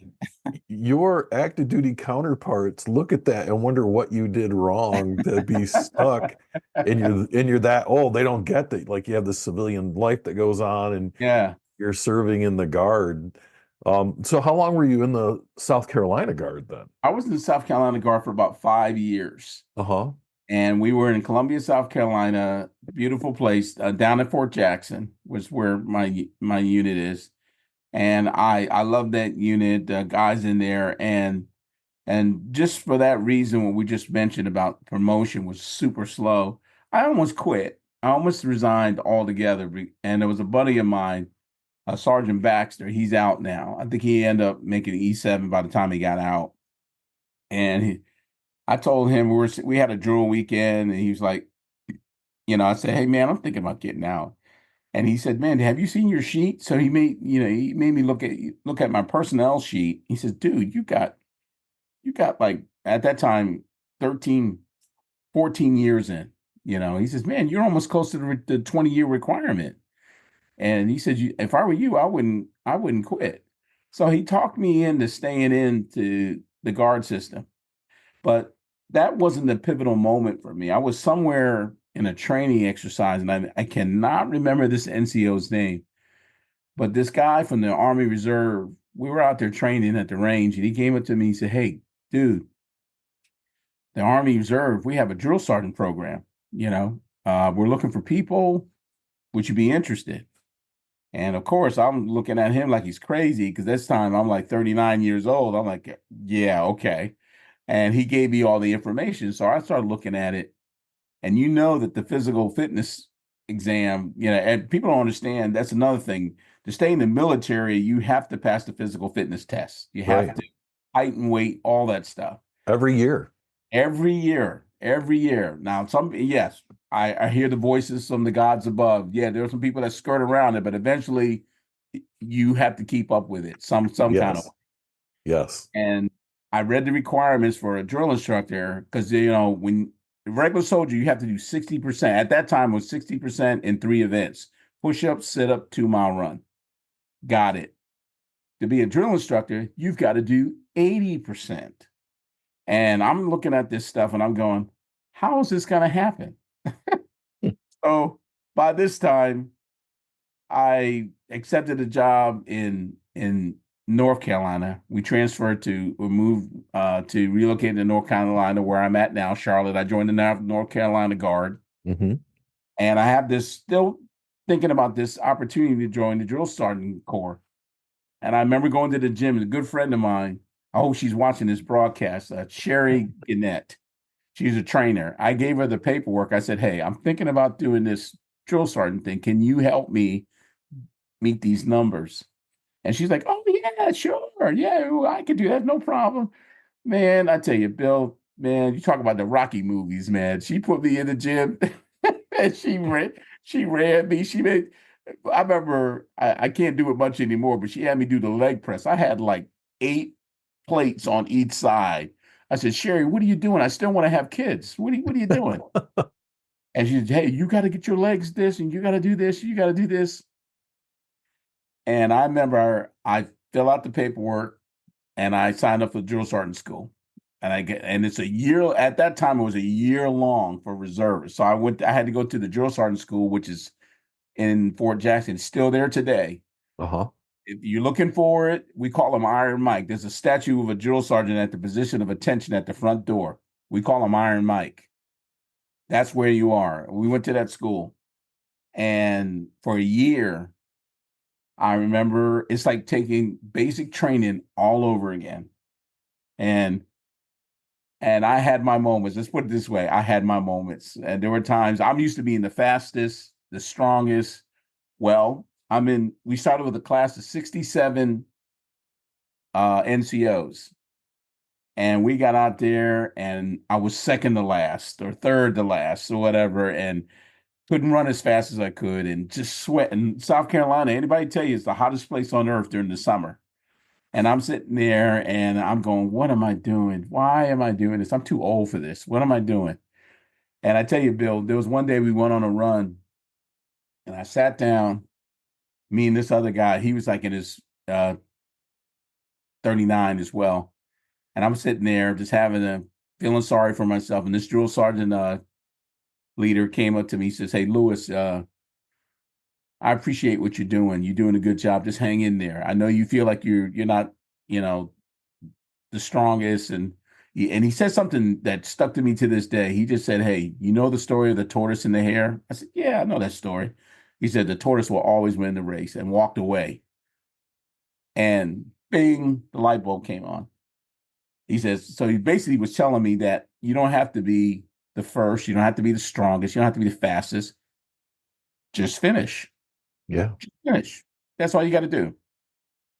And I went on, and I never. That's one of, and that's one of. It is the greatest achievement in my military career. I've got my hat right here. You can't see it, but I got my drill sergeant badge on my uniform, and I wear that thing with pride. When I walk into the mess hall and they see that badge on my uniform, boy, you can't tell me anything, brother. I tell you, you can't tell me anything. Because when I graduated, I got my hat, and Sergeant Major put that on my head, and my wife was like, she said, I got home. She said, "Honey, you can take your hat off now." I said, "I'm not taking it off." I said, "Hey, I'm gonna take a bath with that thing on. I'm gonna walk around with that thing. I earned that sucker." And wow, I love it's the hardest job in the Army. I'm telling you, it's the most hardest job, because it's not a 9 to 5, No. no way 9 to 5. When I had a cycle, I'm up prepping at 4 a.m. and then I put those puppies to bed around 9 o'clock, and then I don't get into bed till maybe midnight, prepping for the next day. But I think the payoff for me was just watching these kids come from all over the country. These people didn't have the confidence, scared, just like I was, like I told in the story, going to Fort Dix, not confident, being afraid, not worrying about what comes next, don't even know what to do. And taking these individuals and molding them to be soldiers for 10 weeks. And then when they walk across that field, their chest all out. And I told people, drill sergeants don't cry, their eyeballs sweat. We don't cry. That's right. But I can't tell you, Bill, the many times the soldiers would come up to us and say, "Thank you for not quitting on me. Thank you for not giving up on me. Thank you for pushing me." And I always say, hey, it's like Dorothy in the Wizard of Oz. You could have clicked. It's in you. It was in you all along. We just brought it out. Right. And I mess around with the parents, and I see a father looking at his daughter, going like, and his daughter's like standing there all lean and mean and looking sharp, and he's like, "What did you guys do to her?" I said, "Well, sir, first of all, we got her away from you. Okay." Right. We got inside them, we pushed them, we made them become soldiers. They have that leave no one behind mentality, integrity. They know all the Army values, so it's very, very rewarding. The drill instructors, I know the stereotype of the drill sergeant is real hardcore, non-emotional, just showing no feeling at all. But behind the scenes, since I had the opportunity to wear the hat and be under the hat, we get we get choked up when we see our trainees go through the process, 10-week process of just growth and development, transformation. And when they graduate, it does leave a lump in our throat, to see them just kind of develop through the whole cycle. Because again, 10-week cycle, people think that's a long time, but it's really not a lot of time to develop, to take a civilian, that raw civilian, and transform them into a soldier. So we go to that, and it's a lot of when you throw all the psychology in there, and like I said before, putting 60 individuals together and getting them to function together and inculcate or acclimate rather to the military environment. It's really difficult. It's not a lot of time, and my hat goes off to the drill sergeant corps. Really, of all the branches, it's a tough job. Well, and so 10 weeks isn't a lot of time to get somebody ready, but it's a lot of time to get to know somebody, right? Yeah, absolutely. Yeah. And the relationships that are formed, that's we get a front row seat to see how that happens, because as I said before, it's really unique to see the process, because when they come in, they are immediately assigned a platoon or a company, and they're given, we drill down, everybody has a battle buddy. Everybody's heard that term before, battle buddy. And we don't let them pick their own battle buddy. We mix it up. We mix it up a little bit. and at first they can't stand each other. I crack up laughing because they just look at each other, and we give them a mandate like, you've got 24 hours to find out about your battle buddy, if he's married, if he has kids, where he's from, and we hold them accountable at every turn to build to start to festering those relationships. Because if you don't, of course, just like in the civilian world, people go to their own corners. People care about their foreign no more. So, but the military culture is totally different. We can't function like that. Everybody is accountable to everybody, and that's what I really love about that. You know, the amazing thing for me in basic training, so I went to basic training like back in 1984. So it was a few years ago. But what shocked me more than anything else was you had people from all over the country, and some folks hadn't seen folks that looked different from them. And I couldn't relate to that. I mean, I grew up in a city where, you know, we all looked different from each other. But I remember this kid from like Oklahoma had never met a black person before, right? And it happened. And it was a shock to them. But the thing about having a battle buddy is that when you start learning stuff about people and when you start knowing people, it's really hard. It's really hard to most of the time it's really hard to not like them for the wrong reasons. You know what I mean? Yeah. And I had the same experience too. We had this guy in our platoon. He was kind of like from New Jersey, Italian guy, and I called him. You know, this is before I became a squad leader, but I overheard him using a racial slur in formation, and I didn't say anything about it. But his battle buddy was another black guy. But long story short, at the end of the cycle, this guy just did a total turnaround. You know, all the walls came down because, I mean, let's face it, we're all going through that same rite of passage. You know, every veteran, that's one common thread that we all have in common. And there were days where they had to depend on each other. There's days where, you know, they would, you know, grab a shoulder and say, hey, man, hang in there. I'll go with you the extra mile. You know, hey, I know they're killing us. We're sweating out here, but if I can make it, you can make it. And they were just pushing and encouraging each other. And that human part of us, I think that is just so instinctive to bringing camaraderie together, bringing togetherness together like that. They discover that on their own. And it's nice to see the eyeballs go up and go, wow, you know, I didn't know they're learning things about each other. I didn't know, you know, black people are this way, or Italian people are this way, or Jewish people are this way. Yeah, man, you're cool, you know, and it just alleviates all those misconceptions in their minds. I love it. Well, yeah, and I think that there's a lot of power in realizing that for all the ways we're different, we're a lot alike too. And I think the military goes a long way in helping society overcome some of those things. So how long were you a drill instructor? Well, I was fortunate enough. On the active duty side of the house, you're only allowed to be a drill sergeant 2 years, maybe 3, because it's very intense, a lot of high pressure situations. A lot of my drill instructor friends that did it full time were, you know, they had, you know, marital problems, you know, managing their time. I mean, you're always over at the company, you're tired all the time. And this really is a stressful job. It really is. But however, as a reservist, I went to the active duty school, but I had the opportunity to stay under their hat for 7 years. And that gave me the opportunity to do cycles in and out. As long as I can physically do the work, I'm okay. And because I wasn't in that intense environment for long periods of time. Because, like, for instance, the active duty, I mean, there were times where they would graduate a cycle and the same day they would pick up a new cycle.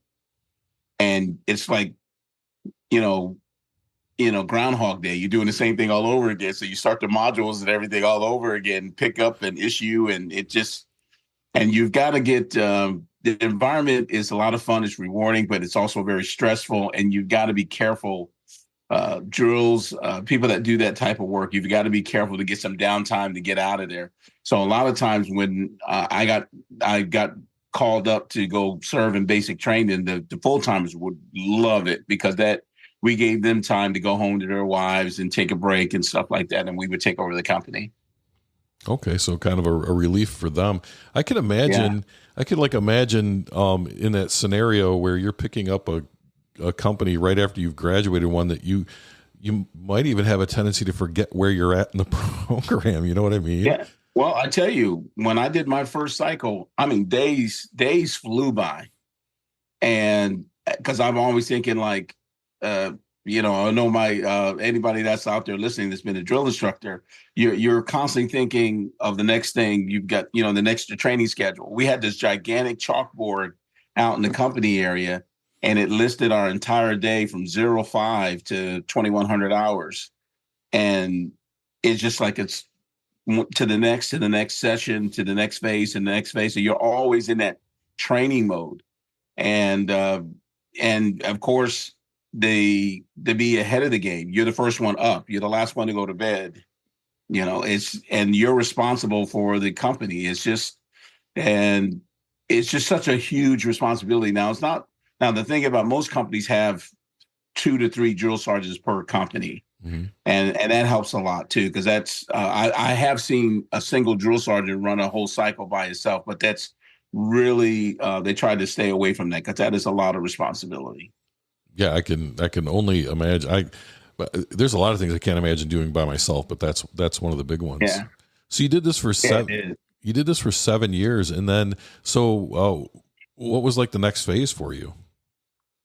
Well, my drill sergeant company, it's kind of a natural thing. Well, my drill sergeant company, our commander, I was a part of the 108th Division here in Charlotte, Training Brigade, and people got to understand, like, the Army has different divisions within. You have the Airborne Division, you have the Infantry Division.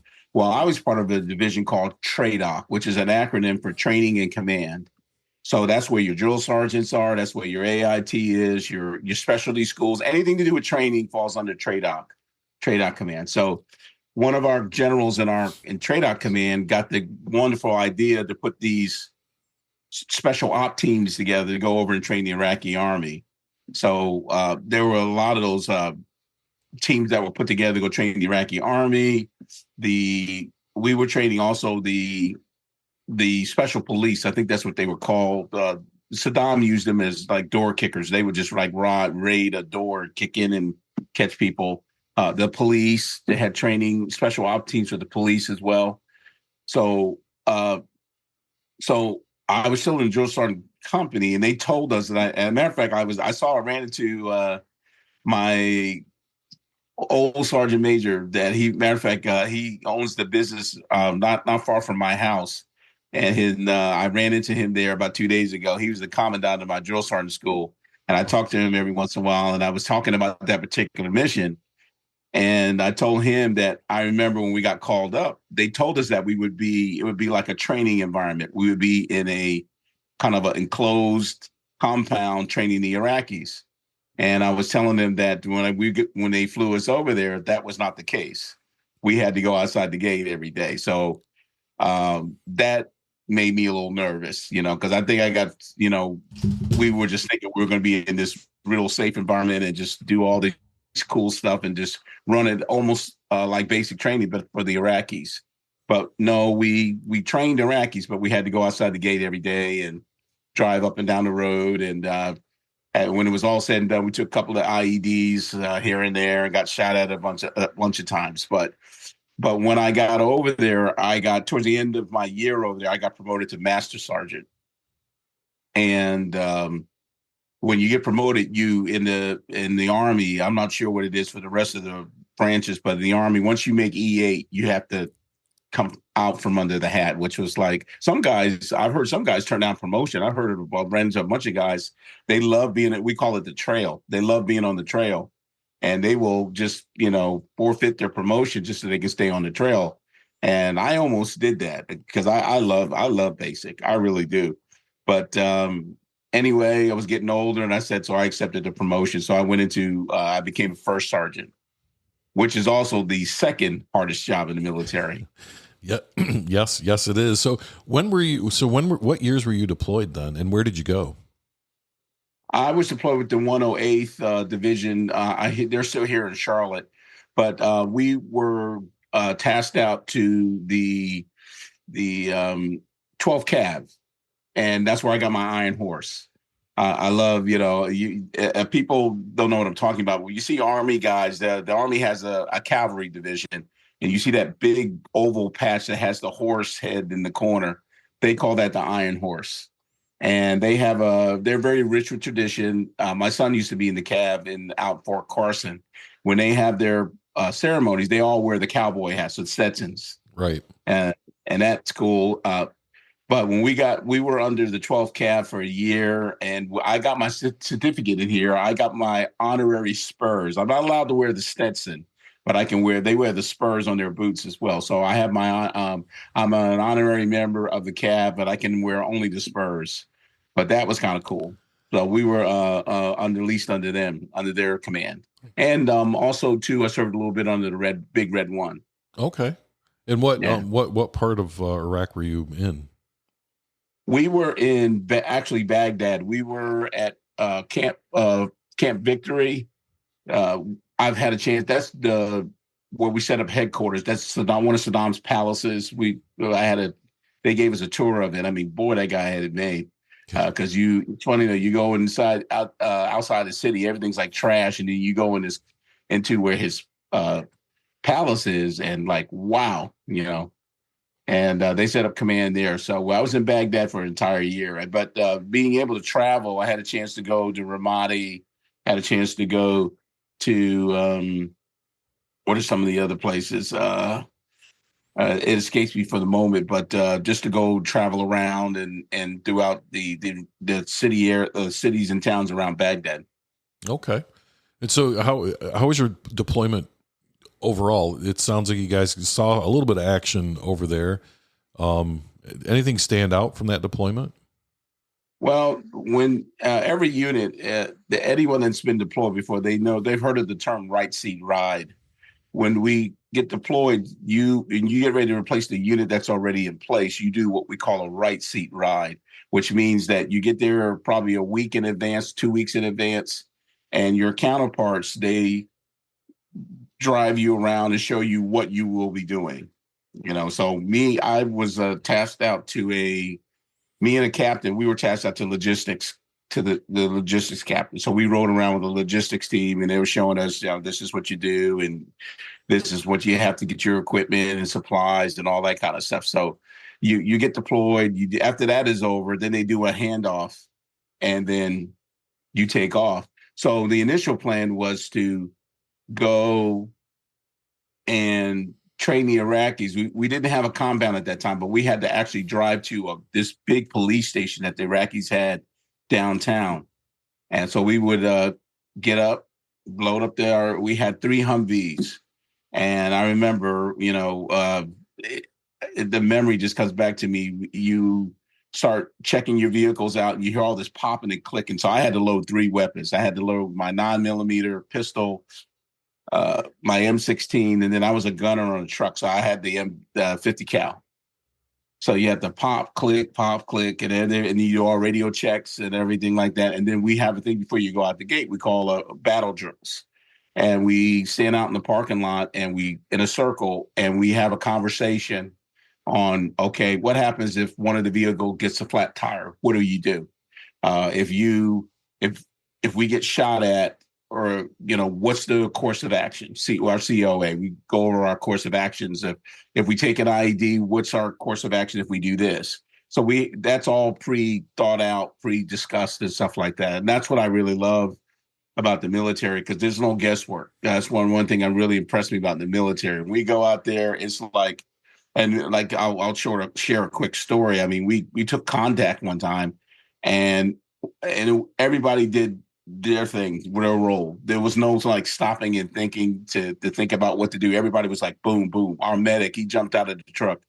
One of our lead vehicles took an IED on the front tire.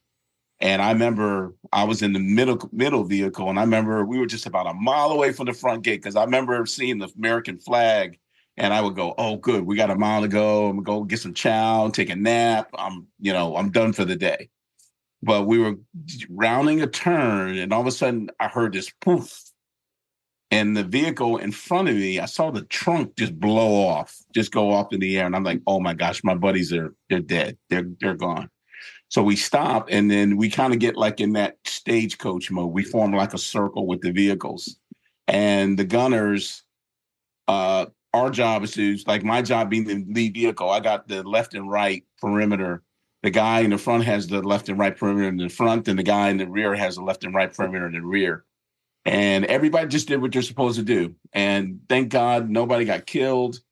And being that we're so close to the post, to the camp, we had a tow strap. So guys weren't even thinking, jumped out, hit that tow strap on that lead vehicle, and we towed it all the way in, drug it all the way back into maintenance. And it was a beautiful execution. It's all about muscle memory, right? You do those. You do your PCCs, you do your PCIs, you do your, all of your stuff in the parking lot. You practice all that, and then when it happens, it's almost like you're not even participating because you're just doing it.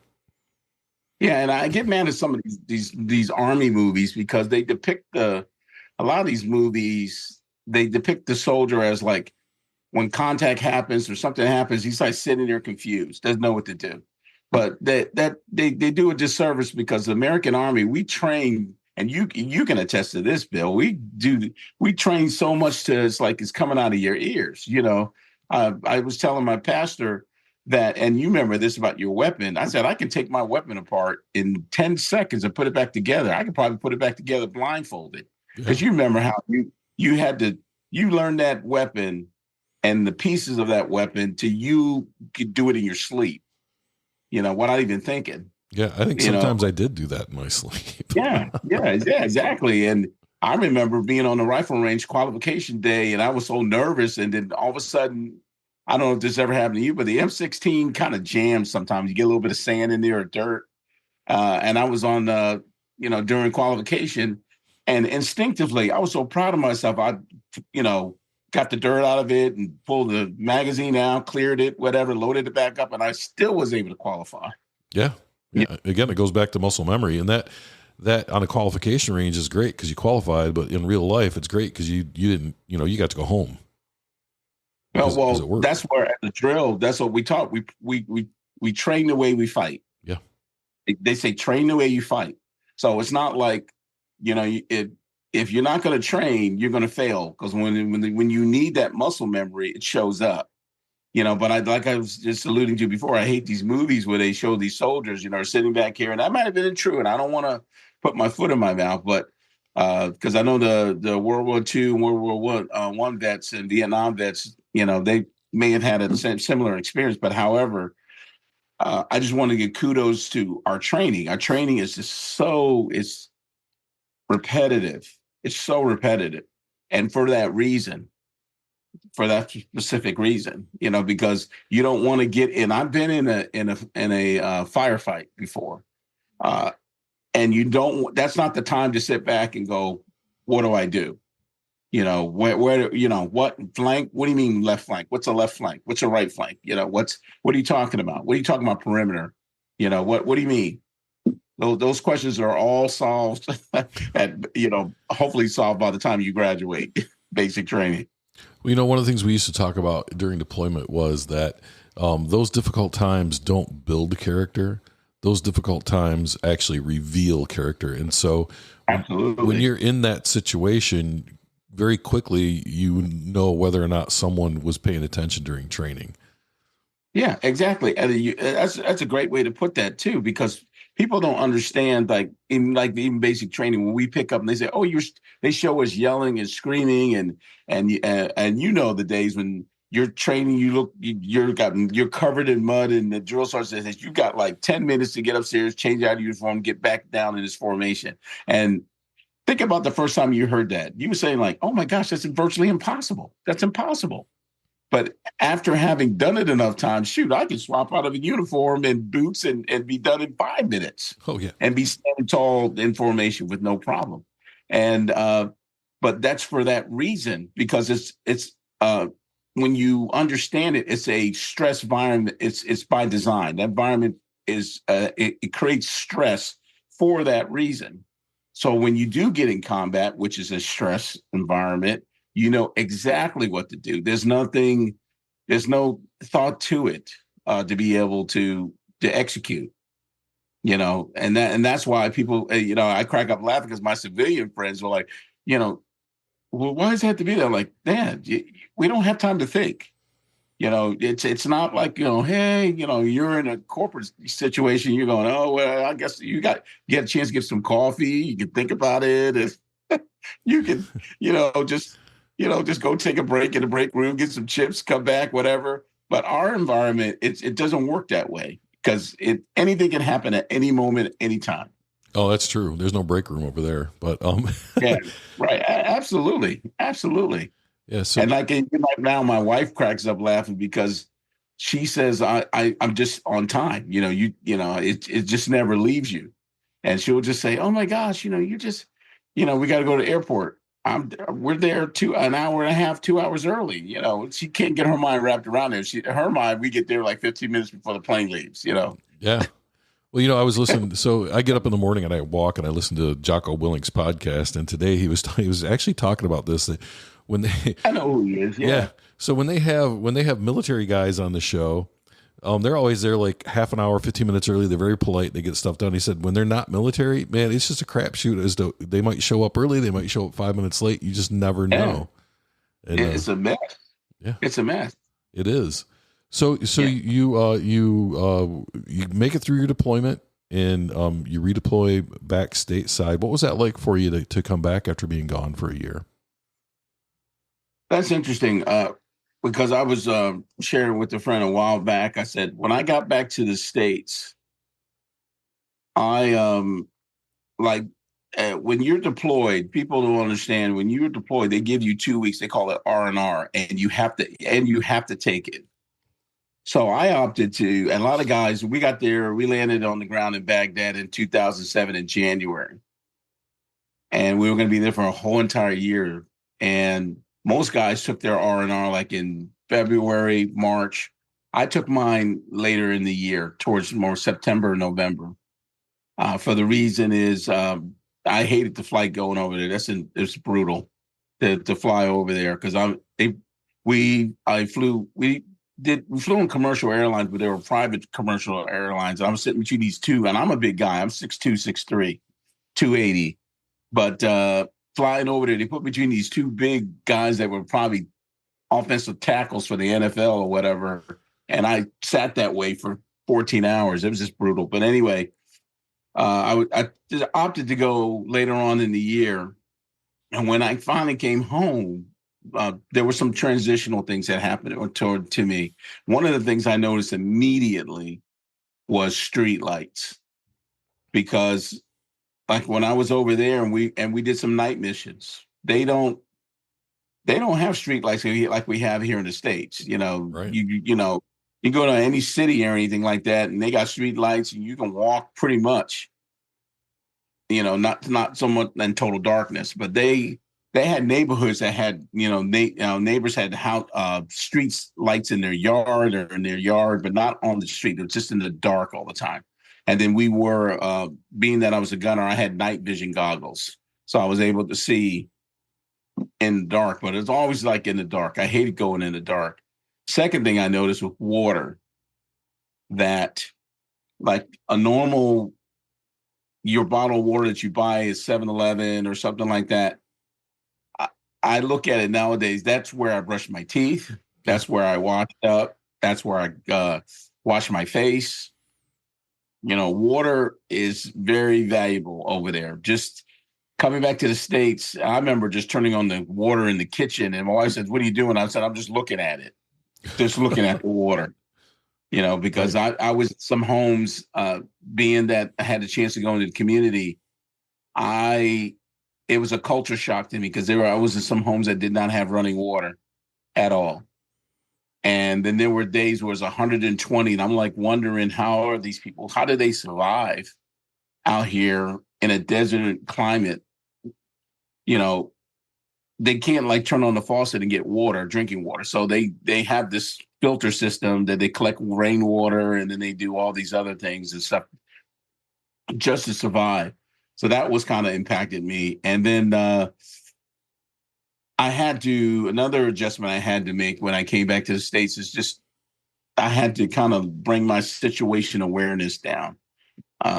I did get diagnosed with post-traumatic stress disorder immediately when I came back, but I was still kind of sensitive to sounds and situations. Like, to give you an idea, when I got back, I was driving. I think me and my wife were coming back from dinner, and I was driving on the road, and I saw the blue lights go, and then there was a cop. He pulled me over, and he says, where you going to? You kind of hitting it hard there. And I said, really? He says, yeah, we were just wondering, what's going on. And I told him, and he noticed that I was a military guy. Uh-huh. And that I had served, and I said, yeah, that makes sense, because when we go out the gate, we go from point A to point B. We don't like cruise to Baghdad. We just kind of, not speeding, but we go very expediently to our location, training location,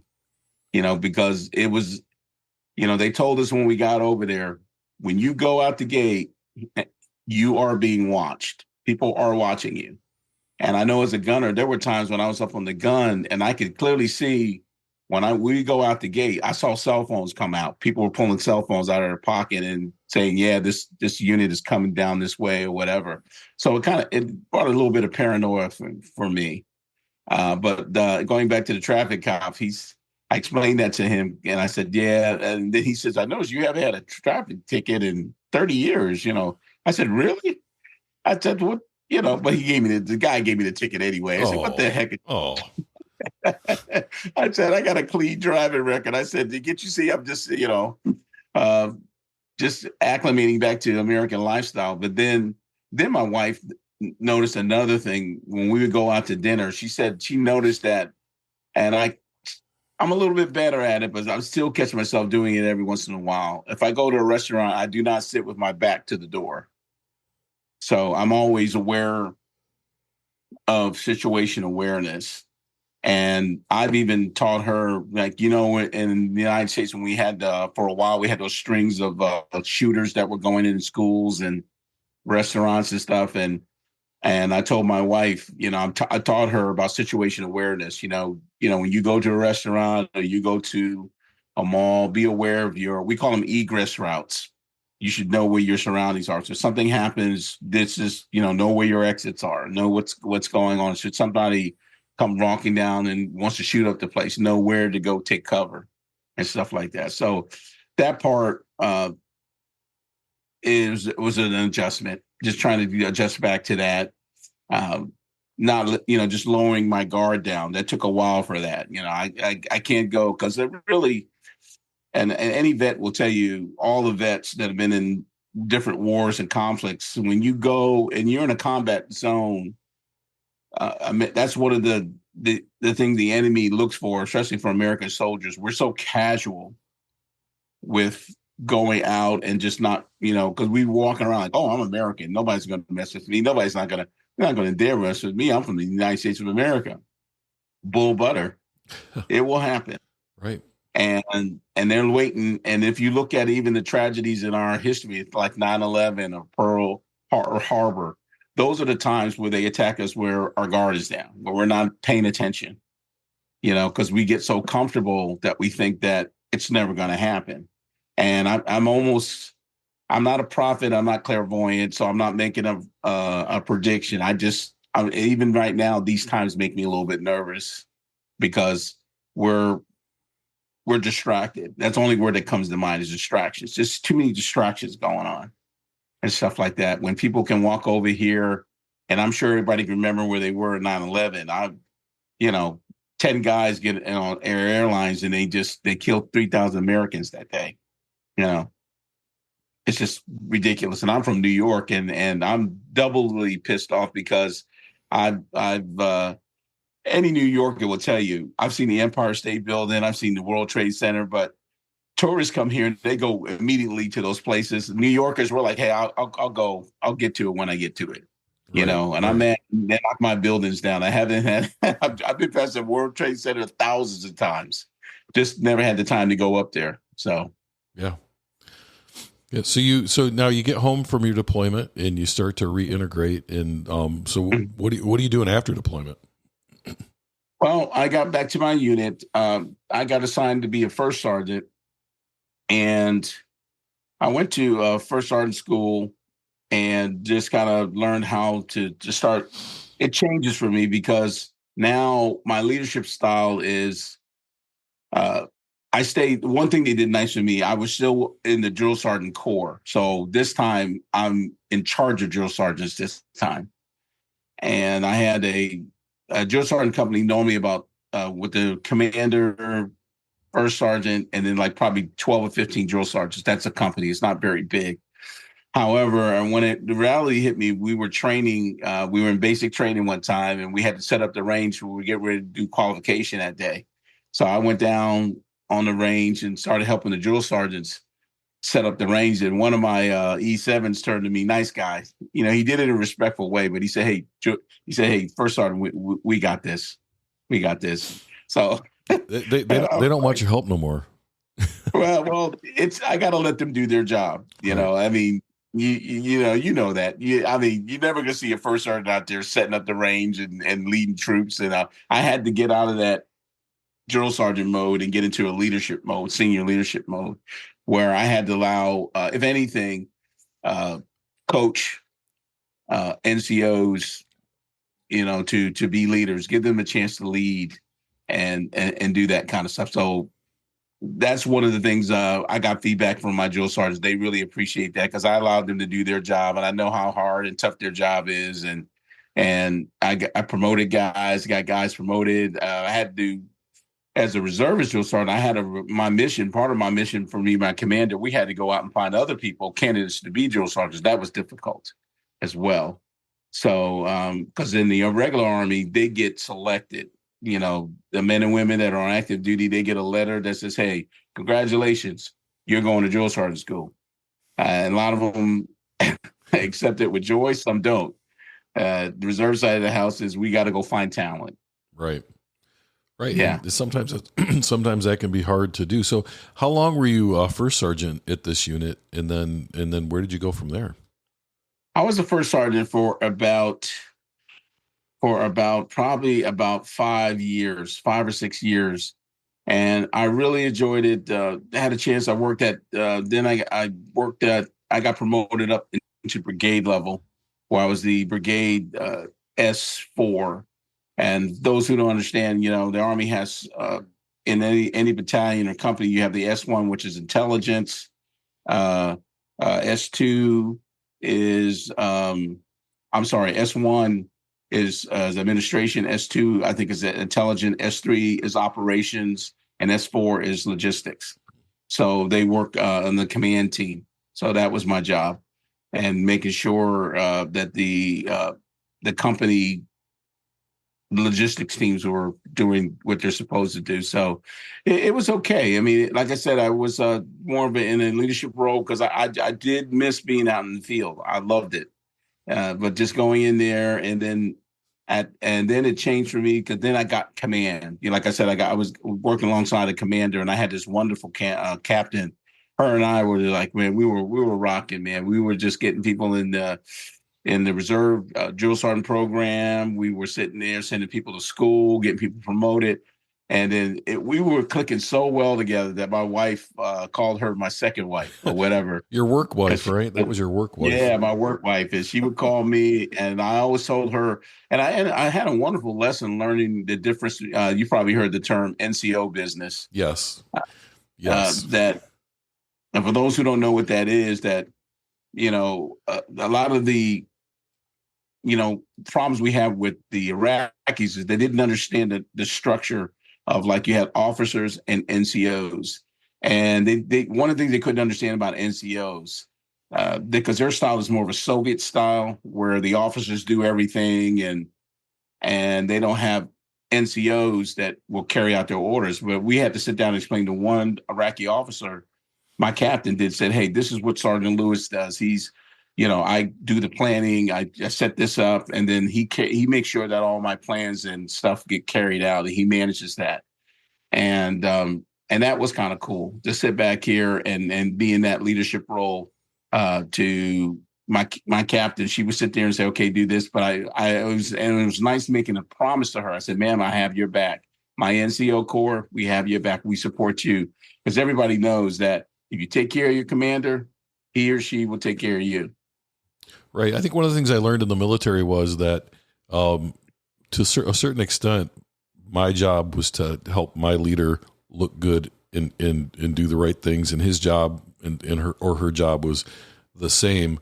You have to take care of people. It's not about boot licking or butt kissing, but it's about making sure you're doing what you need to do to help them be successful, and that's part of your success.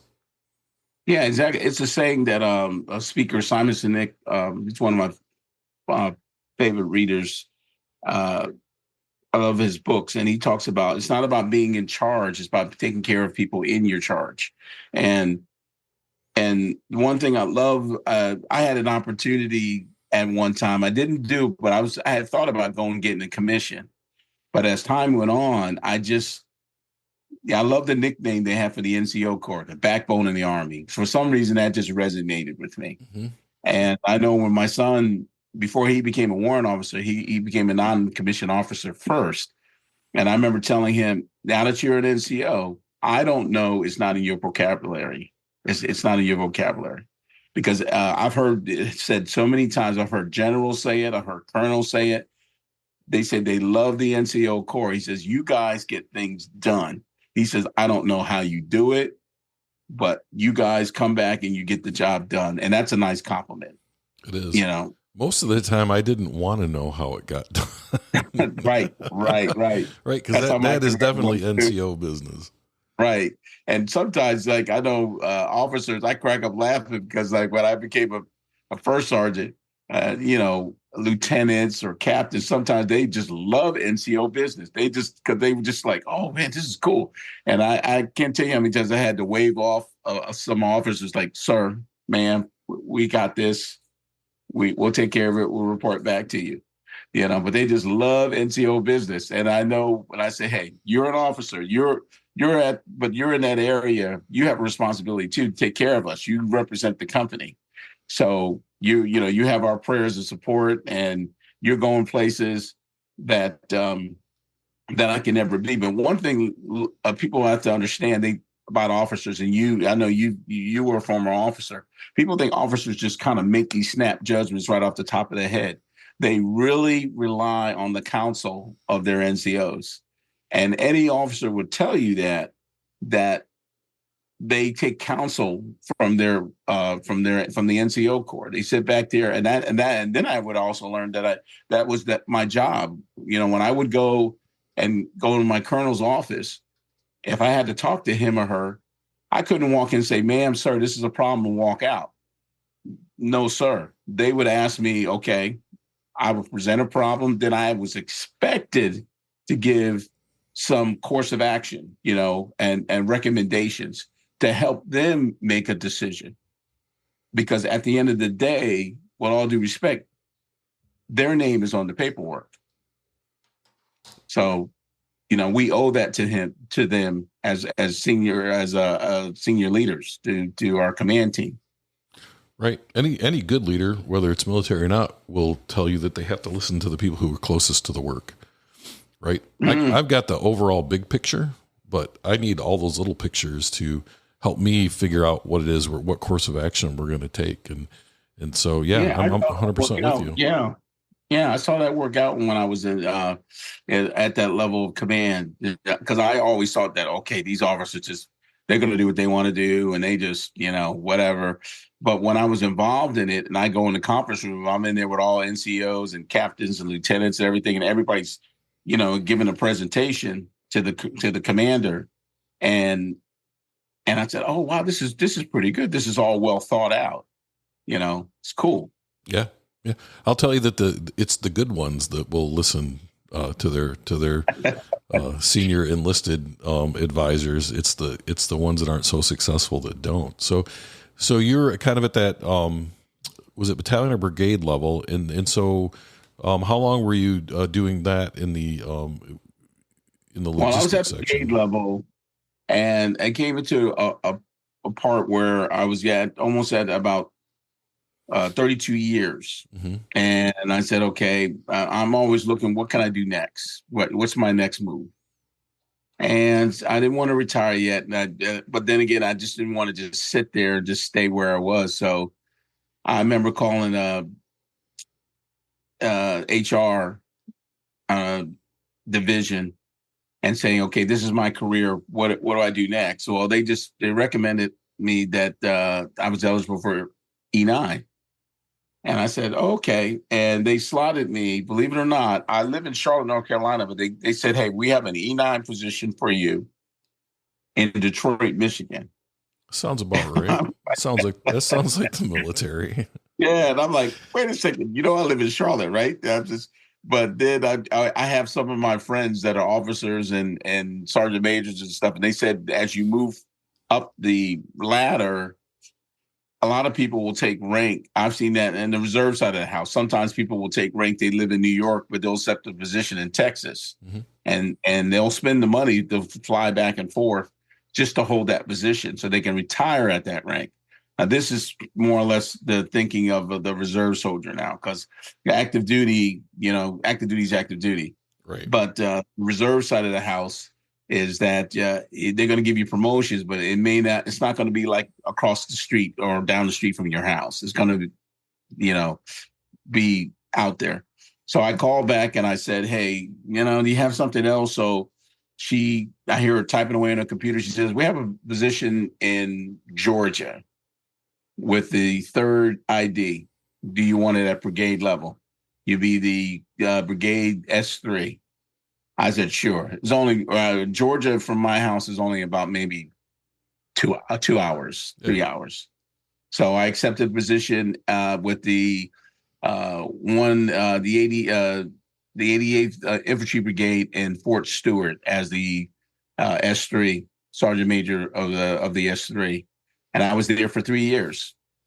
And I remember when I got the promotion, I said, "Oh, right, man! I got a star, man, right there on my chevrons, right there." And my son, who's just cracks me up, he says, Dad, when you go to Sergeant Major, you're going to be bored. You think you're bored now, you're going to be really bored. I said, what are you talking about? And I accepted the position, and I'm working alongside a lieutenant colonel this time. And my job, I'm an advisor. I'm sitting there. I got to be his eyes and ears on the ground of what's going on, and go to with him in his meetings and handshaking and things I saw as a private, because when the sergeant major would come through or the command team would come through, I would just shake their hand. I would just be all excited. The sergeant major shook my hand and the colonel shook my hand. And it's like, oh man, now I'm on the other side of the fence. Right. And I'm like, okay. But then I had to learn how to be, what's the word I'm looking for? I had to carry myself with the image of being presidential, I guess, of being a leader, because I wanted to get out there and joke around with the troops. I still have that love anyway. Right. I mean, we do the PT. I'm out there running around with the troops and everything. And for a while, I led a couple of PT sessions, but until one of my buddies, he's a sergeant major, he pulled me to the side and said, hey, Sergeant Major, the NCOs, they have to do that. I know you're having fun, but you don't see sergeant majors leading PT. Well, now So, NCO business doesn't apply to you anymore. Yeah, That's painful. I'm in NCO business right now. So, and I was like, oh, okay, Daddy can't take a bath with the babies anymore. So, Yeah. but I was at Fort Stewart for at least about 3 or 4 years until I retired, and I miss it. I still keep in contact with some of the folks down there, and I know that the numbers are down in the military, but I told a friend the other day, I said, if they call me, I would still suit up. I if they told me I could stay another 10 years, I probably would have. Oh yeah. So talk to me about this. Because I know it's different for everybody, but some of it's the same. You served for a long time, and now it's time to walk out that door, and you put that uniform on really for the last time, unless you're going to go to like a military ball, but you've put that uniform on for the last time as a member of the military. What was it like? Walking out that door knowing this is it, like I'm done. Well, it's a it I had to stay. I sat in the parking lot my last day, and it just I just had to pause for a moment and just a spirit of gratitude just came over me. Uh, the stories that I've shared with you when I first came in the military, I came in as a private, and the people that I've met, the places that I've traveled to, the times that I was tested, the times that I I had to grow, schools I went, people I met, missions that I went on to. And I come to one conclusion, Bill, is that I have no regrets. I have nothing to if I had the chance to go back and do something different, would I do it? Probably not. It'd probably be the same. It would change a little bit, but I had a good life. I had a good run. I had a really good run. And it took me by surprise. I just thought that I would always be in the military forever.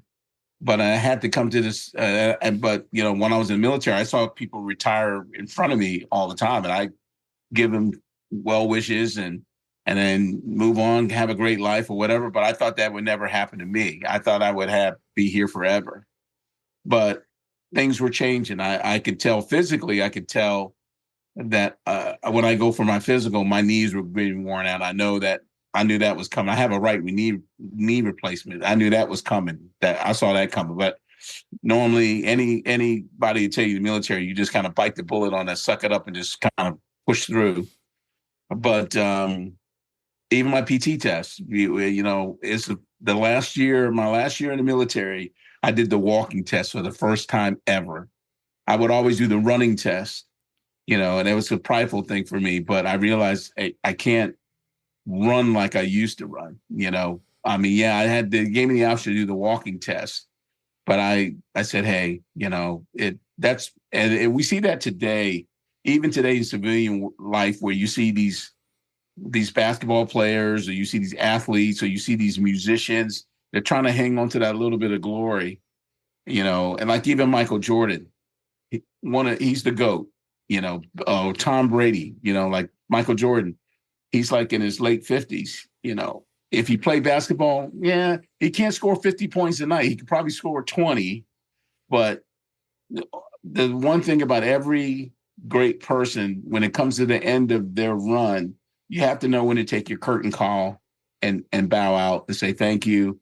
Because, people respect what you do. They respect your career and everything. And the worst thing is just seeing a champion struggle out there and doesn't know when to hang it up. That's kind of say you don't really want to see that. You want to go out on a high note, and that's what I wanted to do. Because I didn't want to stay in the military and if they're going on PT runs or they're going on ruck marches and stuff, and I'm sitting there on crutches and can't do it. That's not how I want people to remember me. I want people to remember me. Hey, this son of a gun was, he was high speed and he was this and that. He was an encourager. He did this and that. I don't want them to remember, me falling apart, but just how I was able to successfully contribute. That's what I want people to remember. I think that's, it just speaks to, you can go out on your terms, you can go out on somebody else's terms, and it's always best, I think, to go out on your terms and to be able to recognize when it's time. So that's, it's an incredible, storied career that you've had. And I want to go back just a little bit. We talked through how you met your wife and you got married, but we didn't really, you mentioned your son a couple of times, but we didn't really talk about your, so you just have one son, or do you have a couple of kids? I have one son. I have a son and a daughter. Okay. And my son, I always tell the story. He hates when I tell it, but he was my problem child. If his story, I hope he hears this broadcast, but he was in high school, real smart kid. And he's one of these kids, I get on him about studying. He never cracked a book, but I think he's got his mother smart. I always give that kudos to my wife for his intelligence. but he was always good grades.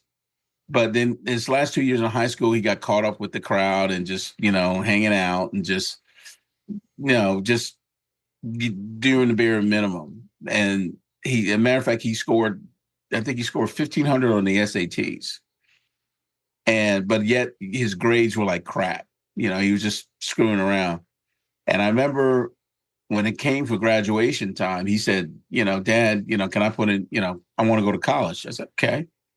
And I felt bad for him because he put his letters in to the colleges, but the colleges were like saying, wait a second, you got your SATs are like 1,500, but your grades look like crap. So it's obviously, if you compare it, you can tell this kid's probably just fooling around in school, not taking things serious. Right. And I felt bad for him, because the mail would come in from all the universities, thanks, but no thanks, thanks, but no thanks.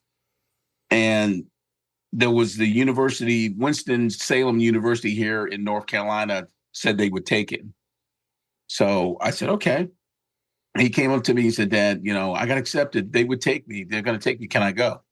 And I said, okay, if you go, you can't be screwing around up there. You got to really buckle down because you're not with mommy and daddy anymore. I'm pretty every parent's giving that talk to their teenagers that go to college.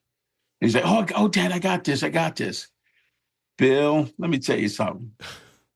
My son didn't even last a year, because he got up there, and my son is popular. He's got my personality a little bit. He doesn't lack for a friend. Got up there, he started smoking weed, he was partying, and a lot of people don't know this. When your children go to school, if you go up there and ask for their information, the schools won't give it to you because it's considered their personal information. Right. They don't freely give that to the parents. But my son had a girlfriend, God bless her. She called back and she, called me and my wife and said, hey, your son, Ryan, he's up here, he's partying, he's not going to class and this and that and this and that. So I had to put the drill sergeant hat on again. And I went up there, me and my wife on a Saturday, we drove up to the dorm and I said, get in the car, you're done. So I emptied out his dorm and we brought him back home. And boy, I was so mad. He didn't even last the whole semester. I mean, I was so angry and frustrated. So by this time, we bring him back home. So we here in Charlotte, we have a community college that's probably one of the best in the country. We have a wonderful community college. So he said, can I go to community college? Okay, sure. So he did community college, and was doing okay. And his story kind of infuses a little bit when I got called to Baghdad when I was in training. When I was in Baghdad, my son got arrested while I was in Baghdad, and he was out joyriding with these guys after work. And Bill, he had not one, not two, he had 5 charges against him. Oh, geez. And I don't wish that on any parent whatsoever, because when I got the call, my wife called me, I literally got my knees buckled. I almost threw up because I've never been arrested. I've never been in the back of a police car. So she tells me, he's in the county jail, and I had to go get bail money. I don't even know how to do that. Never done that kind of thing before. I had to call my parents.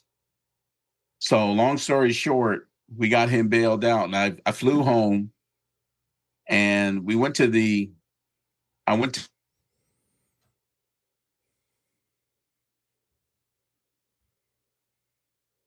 and I remember, like it was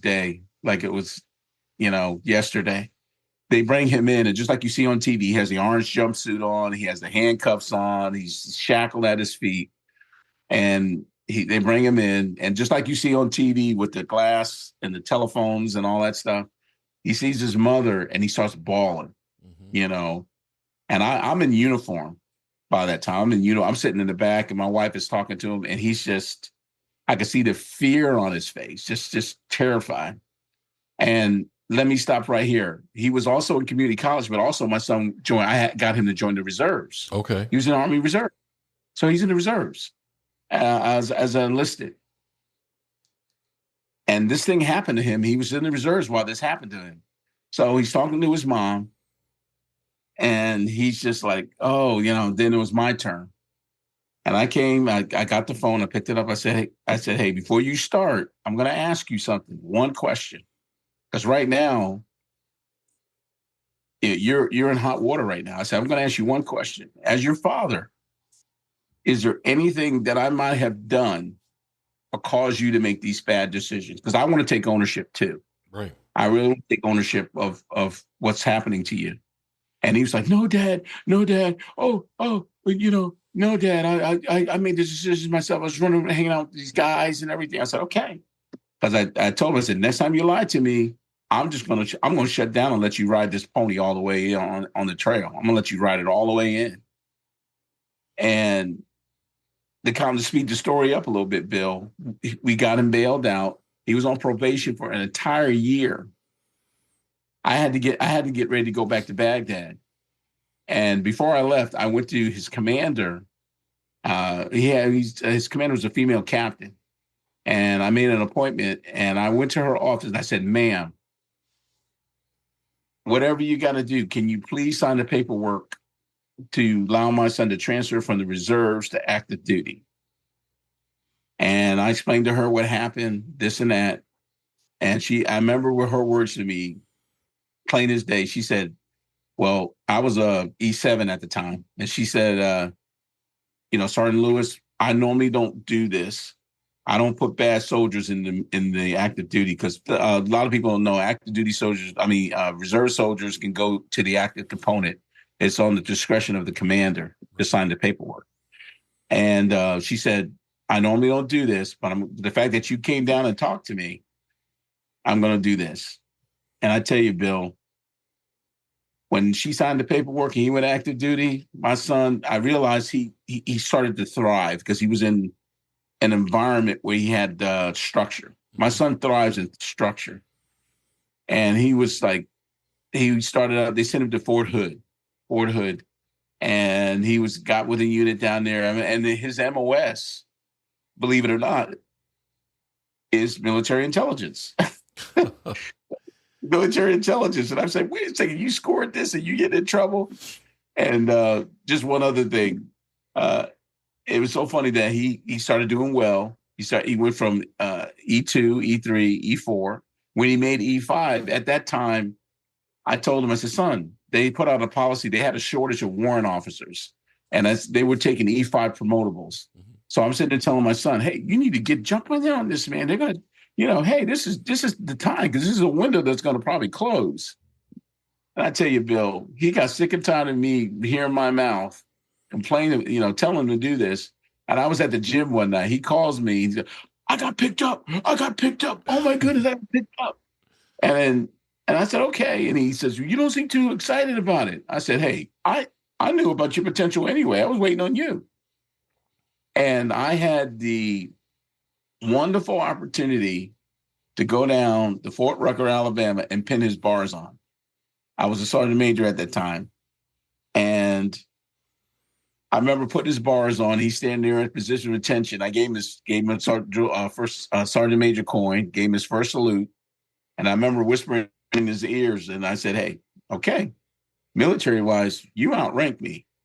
I said, but genetically, I'll still bring you downtown to Chinatown, sir. And he's going, oh, no, Dad, you don't have to say that. No. When you see Forrest Gump, he says Lieutenant Dan through the whole movie. And I said, you've earned it. But I said, now I want you to understand, now that you're a leader, people are going to look at you differently. There's more expectations are expected of you. And and it's kind of nice because now right now, his current status, he's over in Vicenza, Italy, right now with the intelligence company over there. He's a CW3 now. And he'll call me sometime and we talk shop. He's like, Dad, I got this soldier. What's it? I say, okay, pull up a chair. I'll give you some wisdom on that.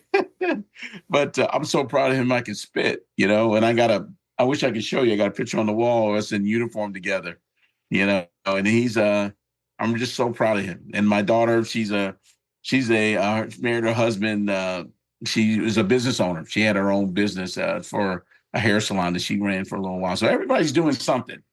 everybody's doing something. In my family, when they see me coming, everybody knows I'm going to ask, like a drill sergeant, I'm going to ask who, what, when, where, why, and they're like rats on the ship. They start jumping and running away from me. And I'm just saying, don't run from me. I want an accountability. That's right. So what year did you actually retire then? It's been pretty recent, right? Yeah, most recent, 2019. Oh, okay. All right. 2019. So what have you been doing since you retired? Well, it's interesting. And you're asking all these questions, but part of the reality when you were asking me about when I had to take off the uniform, I had to do some soul searching. I'm like, Lord, what do I do with this? I've got all this, and this. You're a vet. All this training and stuff they've given us. What can I do with this? You just can't take it and just throw it in the trash.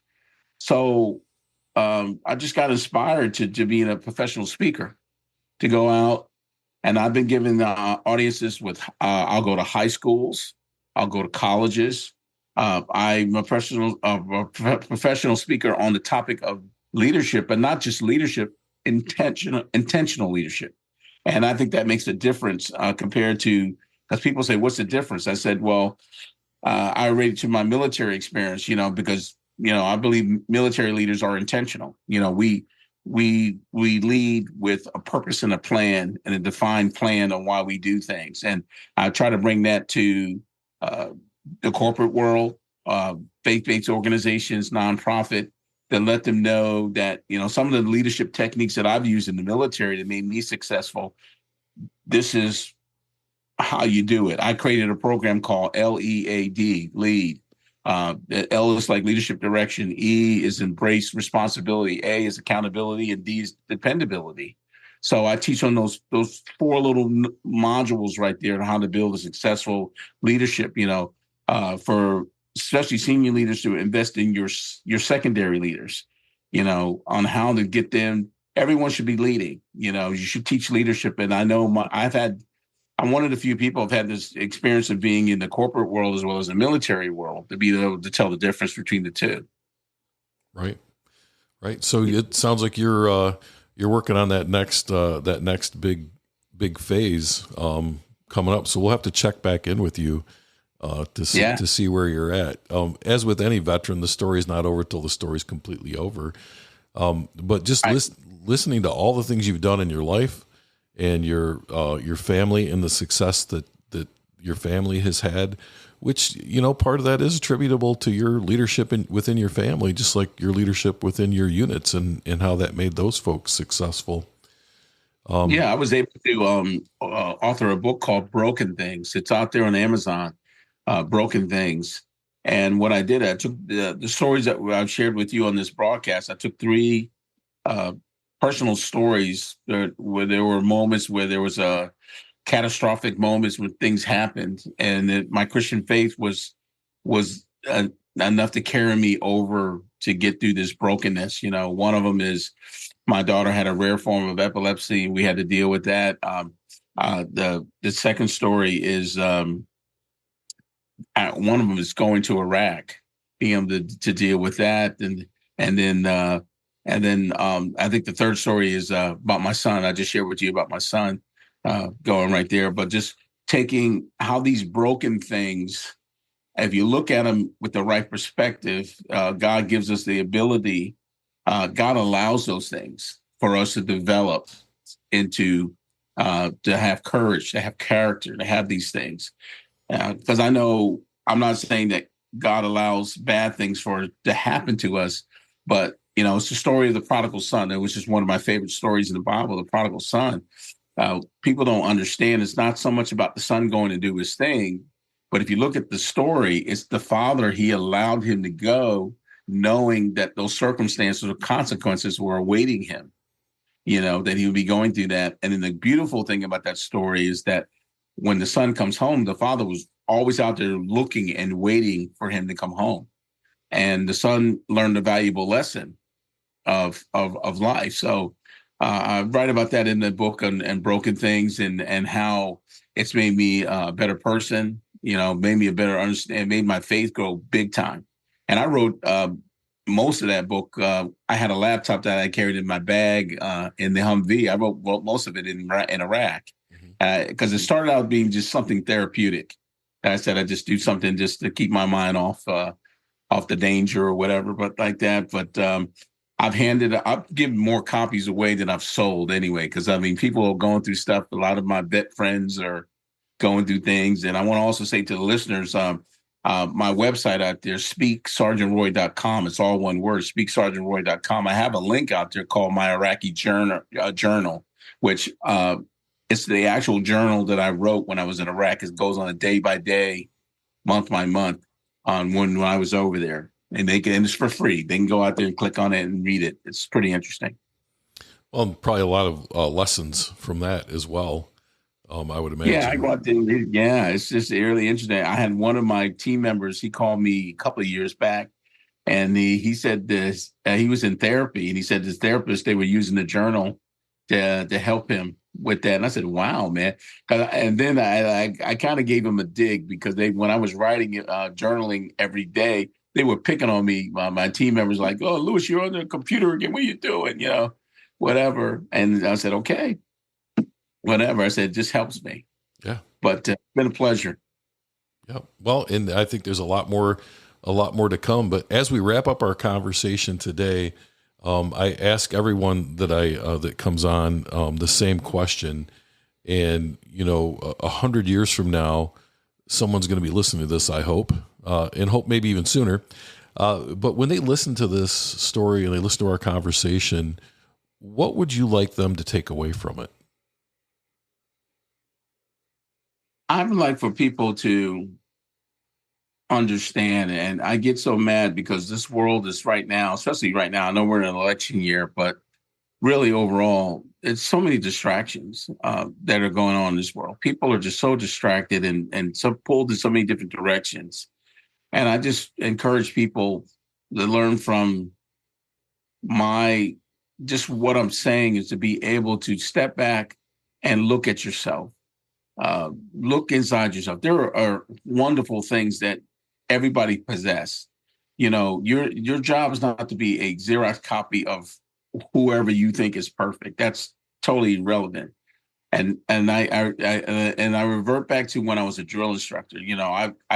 I trained thousands and thousands of soldiers, and I would never one time did I ever say be like so and so or be like this person. I would always put my finger in their chest and say, who are you? Look at your capabilities. You do something well. It's no accident that you're here. You are not a mistake. You are here. You are here to function, and you have a purpose, and you got to find out what that is. And once you find out what that is, then it's, balls to the wall. You go, you take off. And I'm going to make mistakes. You're supposed to make mistakes. Mistakes are learning lessons. Well, I don't know what's going on. You don't need to know what's going on, because if you keep looking in the rearview mirror, if the distance is always changing, that means you're moving forward. If you look in the rearview mirror, so you got to continue. And sometimes, don't worry about your friends, because sometimes you're in a circle of friends that they can't keep up with you. So stop trying to drag, and I was guilty of that. I'm thinking, so maybe I'm talking to myself, because I was guilty of that. I was always dragging my friends with me because I didn't want to be by myself. Sometimes you have to be by yourself, and I remember going, like I told you earlier in that story, my best friend, we were supposed to go to basic with me. He hosed me the night before, and I remember my knees shaking and sweating. Thought I was so angry at him because he left me, but it was the best thing that ever happened to me. And sometimes you're going to be afraid. It's okay to be afraid. It's okay. So I want people to walk away with a sense of that. I challenge you to find out who you are. I challenge you to find out your talents, who you are. What's the one thing that makes you get up in the morning that you get excited? What's that one thing? You got to figure that out. I can't answer that for you, but I could just give you encourage you to seek that, because you're resilient. We're resilient. I call people, it's my toenail theory. They can clip you, but you'll grow back. Wow. That's profound. Yeah. That is profound. That's it, man. Only harder with more luster.